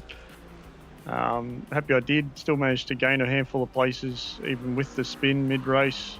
But yeah, good showing from everybody tonight. I wasn't sure if Aiden was going to jump into the GT4s, and I'm not sure who else may have jumped in there. I know Aiden said he was intending to, but if he did, I haven't actually seen the results yet, so I will need to check that out.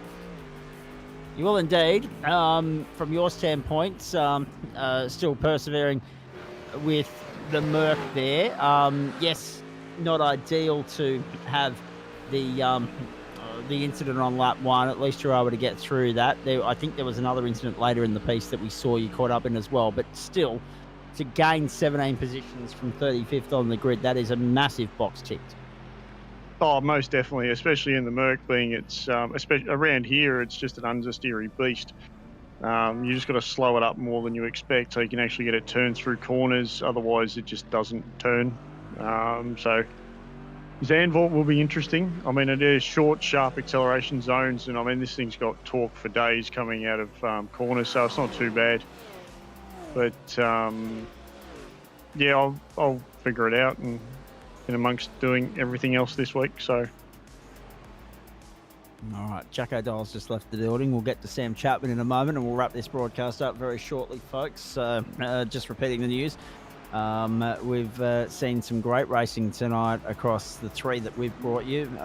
We've brought you GT4 plus GT3 M and GT3 Pro M. The Hobart Hurricanes are BBL champions, and it's the end of an extremely long weekend. It's been a very enjoyable one. We're with Greg Heaney at the moment for the Whiskey Business post-race show.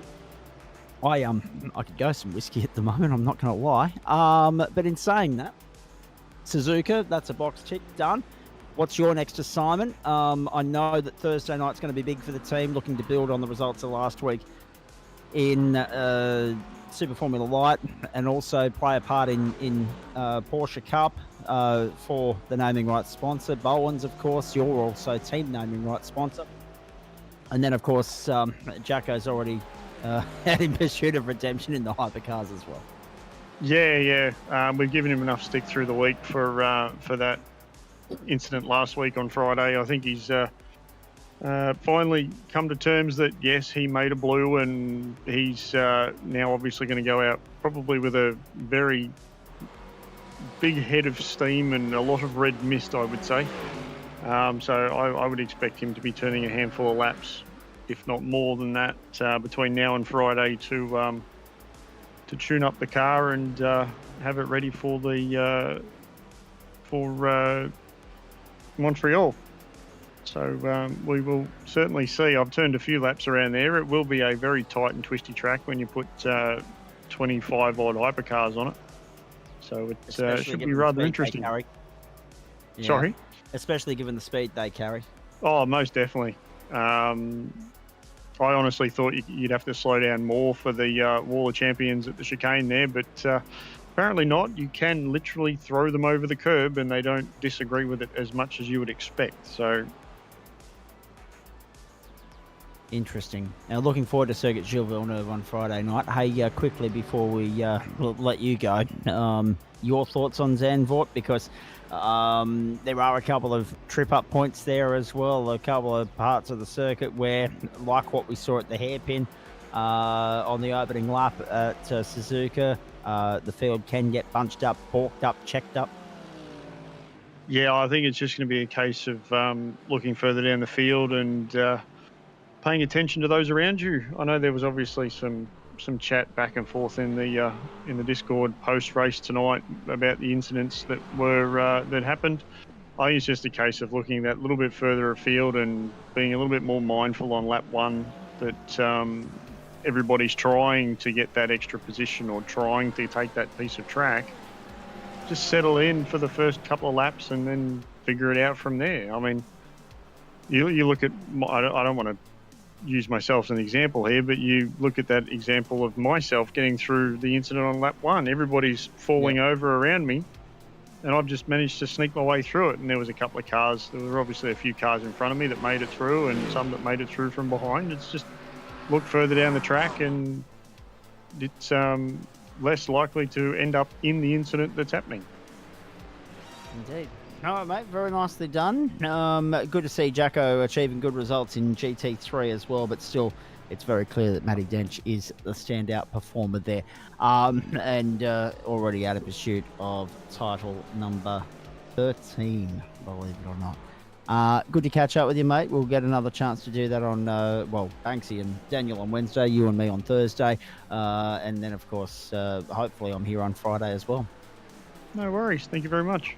There he is, Greg Heaney. Very nicely done. Hey, Chapo, you are the definition of cutting it fine.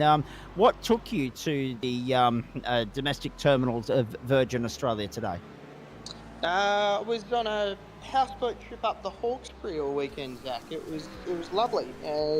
7 blokes, you hire out a houseboat, no license is required apparently in New South Wales, so you can just chug along up and down. It's great fun. Not bad, but obviously cutting it fine to get to the starting grid for GT4, and probably a good thing that you did make it. Yeah, it was fairly fortunate, to be honest. I rolled in a couple of minutes into quali starting and was still able to set a couple of laps. So they weren't the best laps in the world, but they got me into the top 10 to start, which was pretty important because pretty big grid. Pretty big grid and pretty hard for overtaking there as well. But again, strategy working to your advantage, and nothing separating you and bloody Sam Muir again. Well, about 7/10 separating us, sadly. But other than that, yeah, no, not much separating us. I was kicking myself. I actually ended up with 1.2 litres of fuel in the tank. It's just wasteful, Zach. But I'll take fourth. I zero exited as well, which is not used to my area of expertise. So I'll take fourth given the scenario. It was. I had to play strategy because all the other, both the Mercs and the Astons on the straights were absolutely leaving me for dead.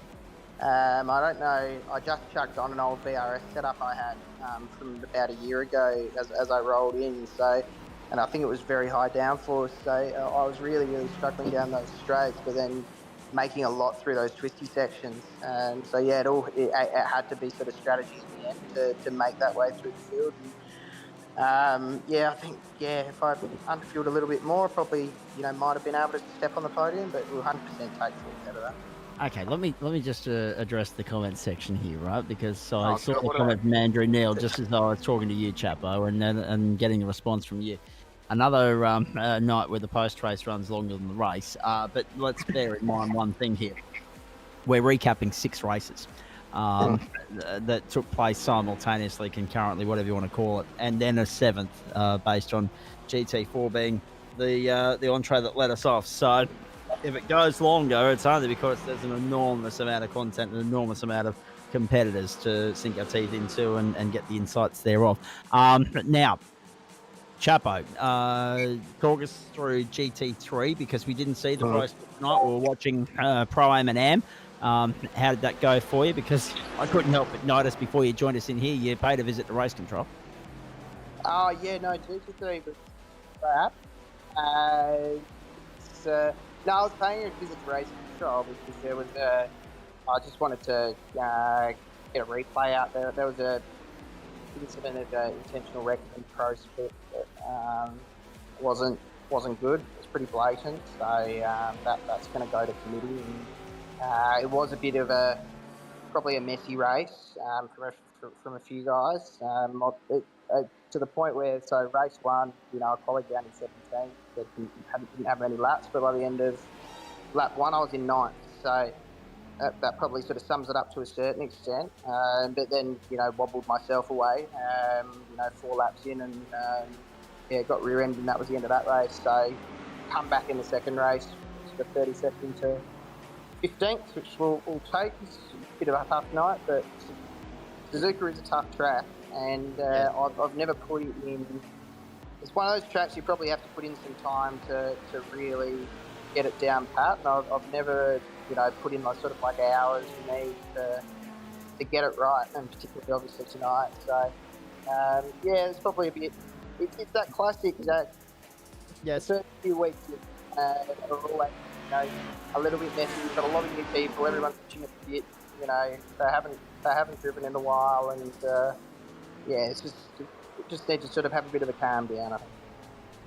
Yeah, everybody's a little bit more hyped up, excited, and running on adrenaline at this time of the year because they've been waiting so long for the start of the new term to roll around. It is the biggest break term on term, 6 weeks, so I can understand that there's still a few people rather excited about the fact that we're back in action. And I'm excited, I must admit, as well. I'm going to have to get some more intel from you once we get off air with regards to what you've just said there. But let's talk. Let's you know what I'm talking about. Let's press on because from your standpoint, now that we tick that box, we go to Zandvoort. So tell me about Alton Park GT4 and Zandvoort and whether you're going to have a little bit more time to prepare yourself for those. And then what's next as far as racing is concerned for you, please? Yeah, I think Alton Park should be fun. A lot of twisted GT4 tracks this season, so I reckon that'll be a lot of fun. And yeah, it'll be good to get into the server a little bit before Folly this time. So yeah, that should be good. I need a couple of good performances. You know, like 3rd and 4th isn't bad, but it's just, you know, it's always so tight at the top that you need to get the nail down while you can. So that'll be fun. And then I really like that. Obviously, that was a bit difficult to overtake. So, you know, there's going to be some days from that. You need to get quali right, which sometimes a bit difficult when you're coming directly from GT4 into GT3, but we'll see how we go. So yeah, no, they should be good tracks. And then from the rest of the races concerned, I might jump into the BMWs tomorrow night. I'll see how I go. I've got a bit of work to do this week, so I might avoid Tuesdays. I'll jump in the NAS trucks. Not sure if you saw NAS trucks Zach last week. It was a disaster for me. No. Okay. I got that was a jump in late session, and I didn't know where the pit entry was, so I just kept re-entering pit lane and getting more and more penalties. I stacked up about 5 before the iRacing gave up on me. You're done. Yep. I wouldn't have waited 5 times. Yeah. I think it was fair game. Yeah, I think they got it right on that one. I think we would have chucked you after 3, quite frankly, but anyway. No, I would chuck me. But we'll see how that tracks, and then obviously Thursday, I'll see if I do both again. I'll probably do both again. Indeed. Now, last one before we let you go. It's interesting that you mentioned doing a little bit of extra work this week. Isn't it amazing? We take one day off the working week, and everyone seems as though they've got to actually cram 5 into 4 and play catch up instead. That was always the way. Like, I mean, you know, we just move all. My Monday is always full of meetings, like sales meetings, all that sort of thing. And what happens? Do they go? No, they just move to Tuesday. Well, my Tuesday's already full of meetings, so it just makes it significantly worse. So, yeah, I enjoyed having today off. It was a lovely day, but it's going to make for a tough one. Indeed. All right, mate. Very nicely done. Thank you for that. Look forward to getting a little bit more intel from you once we're off air, but look forward to catching up with you later in the week for the Thursday night doubleheader as well. Yeah, absolutely. I'm going to sleep, but otherwise we'll natter on. Indeed. Yes, very good. There is Sam Chapman. Hey, quickly wrapping up on the platforms of the Gentleman Sim Racing Club for you. A magnificent doubleheader tonight, and I mean across the 2 servers, I think we've seen 5 different race winners in GT3 across the 3 servers, I should say, the 2 races. So that's a really big tick in the box. And of course, Jordan Malcolm successful in GT4 as well. We do this each Monday, Wednesday, Thursday, and Friday on broadcast, at least, across Facebook, Twitch, and YouTube.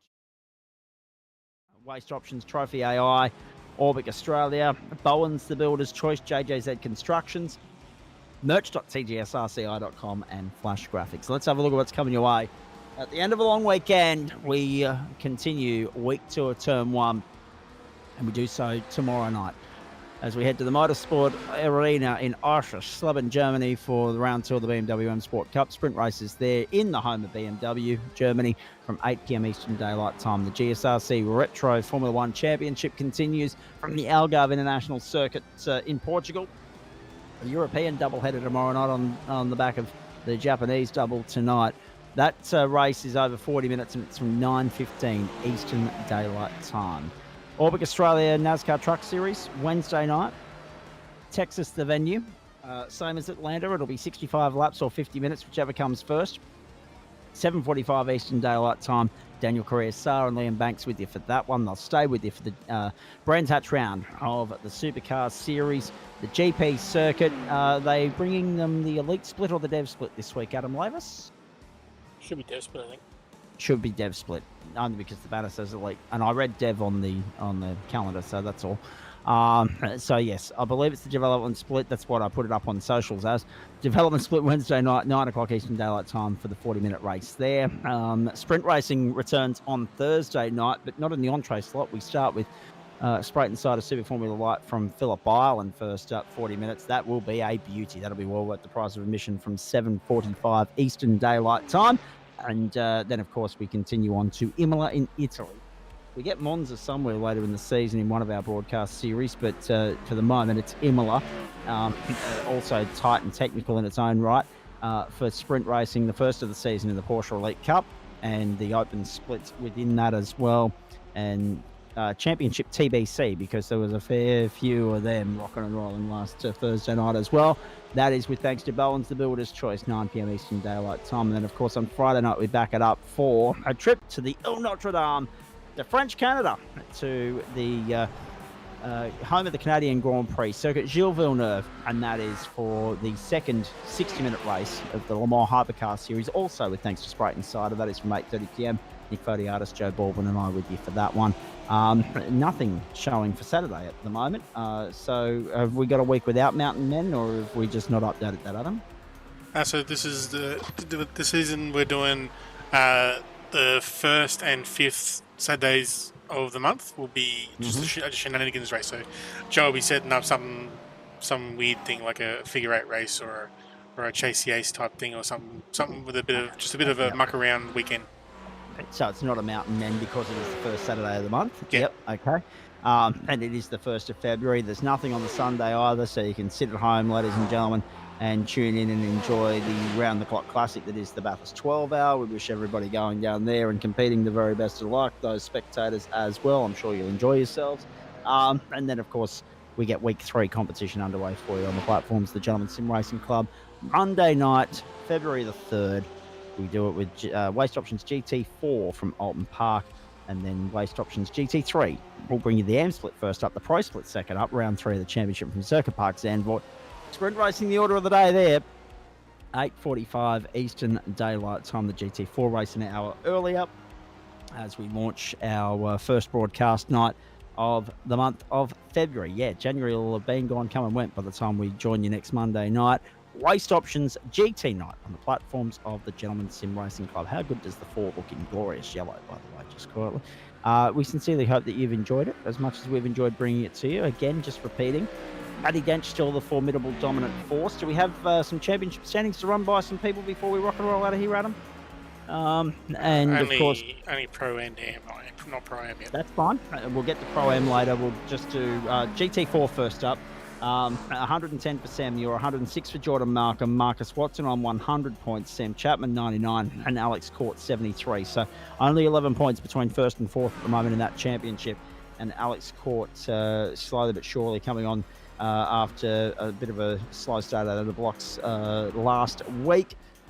Gary Cousins, Dale Sharp, Aidan Cale, the race winner last week, didn't race tonight. Nick Fodiatis and Michael Adams, the top 10. Nick, despite 17th tonight, remains inside the top 10. That goes to tell you just how thick and fast things are happening in GT4 at the moment. As far as GT3 AM is concerned, or Pro, whichever, AM, there we go. Ben Goring on top, 110 points. Greg Colgan, 96. Janis Ragwani on 90. The round winner tonight was Liam Amos, but as he admitted earlier, he was absent last week, so he's down in 9th. but still a force to be reckoned with going forward. Janice Ragwani third, Todd Suter fourth, Craig Bond in fifth at the moment. Bondy will be happy with that, was second in the second race and ninth in the first. So he started where he finished in the he finished where he started, I should say, in the second race.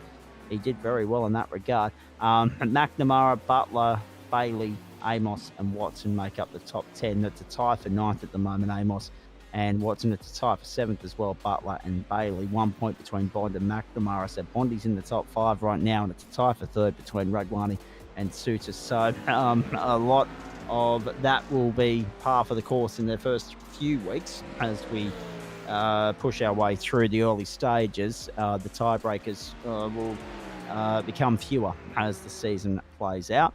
And of course, as far as GT3 Pro is concerned, oh, jeez, have a look at that already, would you? 31 points to the good is Matt Dench.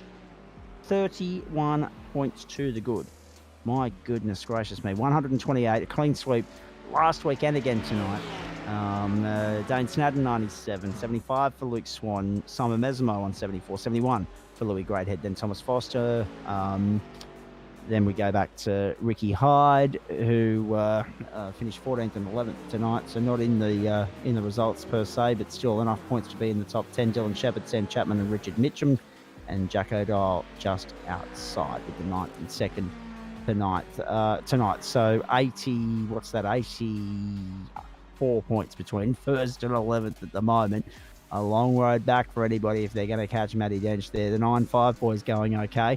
And Greathead in there in the top 5 as well, but not classified in that second race. Is a little bit of a dagger to his aspirations. Second for the round was Luke Swan. Third second for the round tonight was Dylan Shepherd. Third for the round was Luke Swan. So there you go. There you have it. We're done on the platforms of the Gentleman Sim Racing Club. It's 9 minutes past 11 Eastern Daylight Time. Sincerely hope that you've enjoyed it. Well done to Dave Oliver as well. After quality in race 1, happy with the top 10 finish there, and so he should be. Thank you to Sam Chapman. Thank you to everybody else that's joined us and had a chat with us post-race here. We sincerely hope that you've enjoyed it as much as we've enjoyed bringing it to you. Thank you to Adam Lavis as well, hanging around, doing a little bit of overtime on a Monday night.